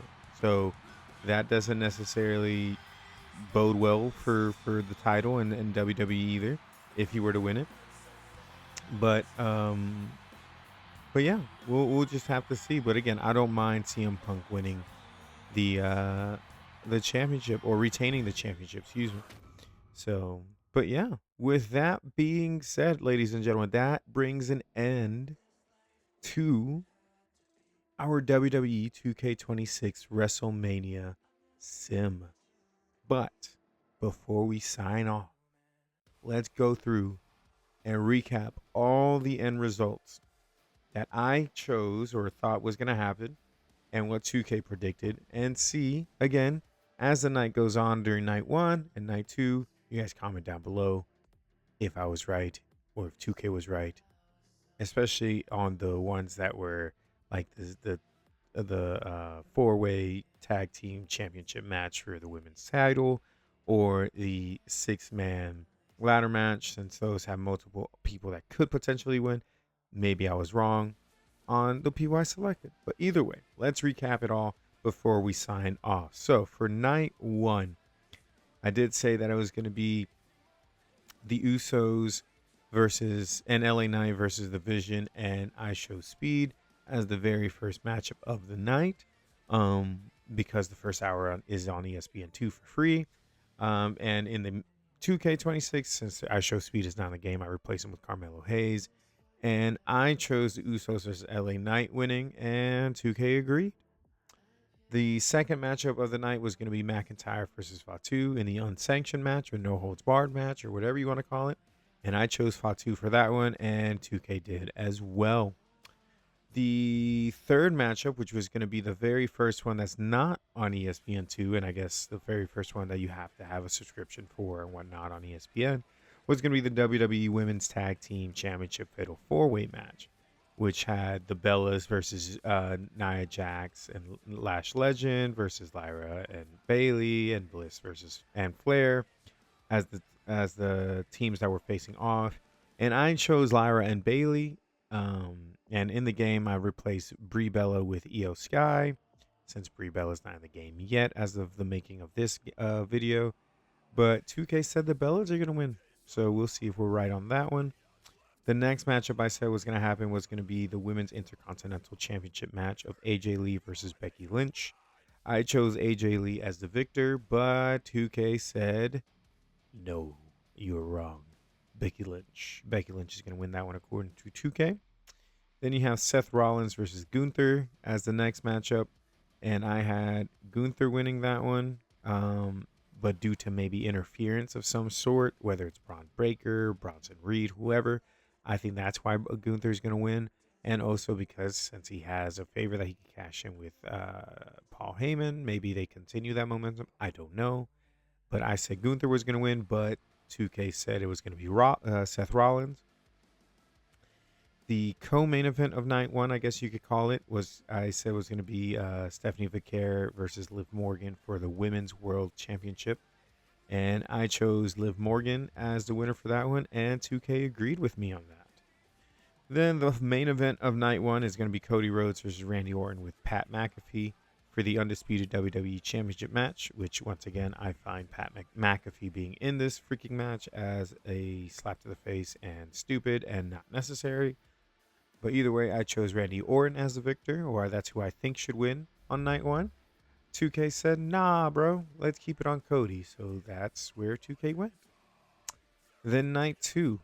Night two is, I think, the better of the two nights. I might be wrong. We shall see.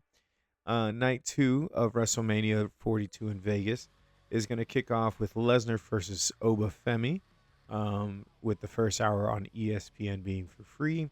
I think they're going to pull off like a WrestlePalooza type of thing, even though I don't think the first hour is free for that one, but have Lesnar started off with Femi, just like he did with Lesnar versus Cena for WrestlePalooza. And I said that I think it should be the time to capitalize for Femi to win this matchup and start catapulting him to superstardom. But 2K said, it's not his time. Let's have Brock Lesnar win. So that's who 2K had winning that one. The other matchup, or the second matchup that's going to be free on the first hour of ESPN on night two on Sunday, it'll be the six-man Intercontinental Championship ladder match, which features JD McDonough, Dragon Lee, Penta, Javon Evans, and Rey Mysterio and Rusev. And that was the longest match, I think, in this entire video.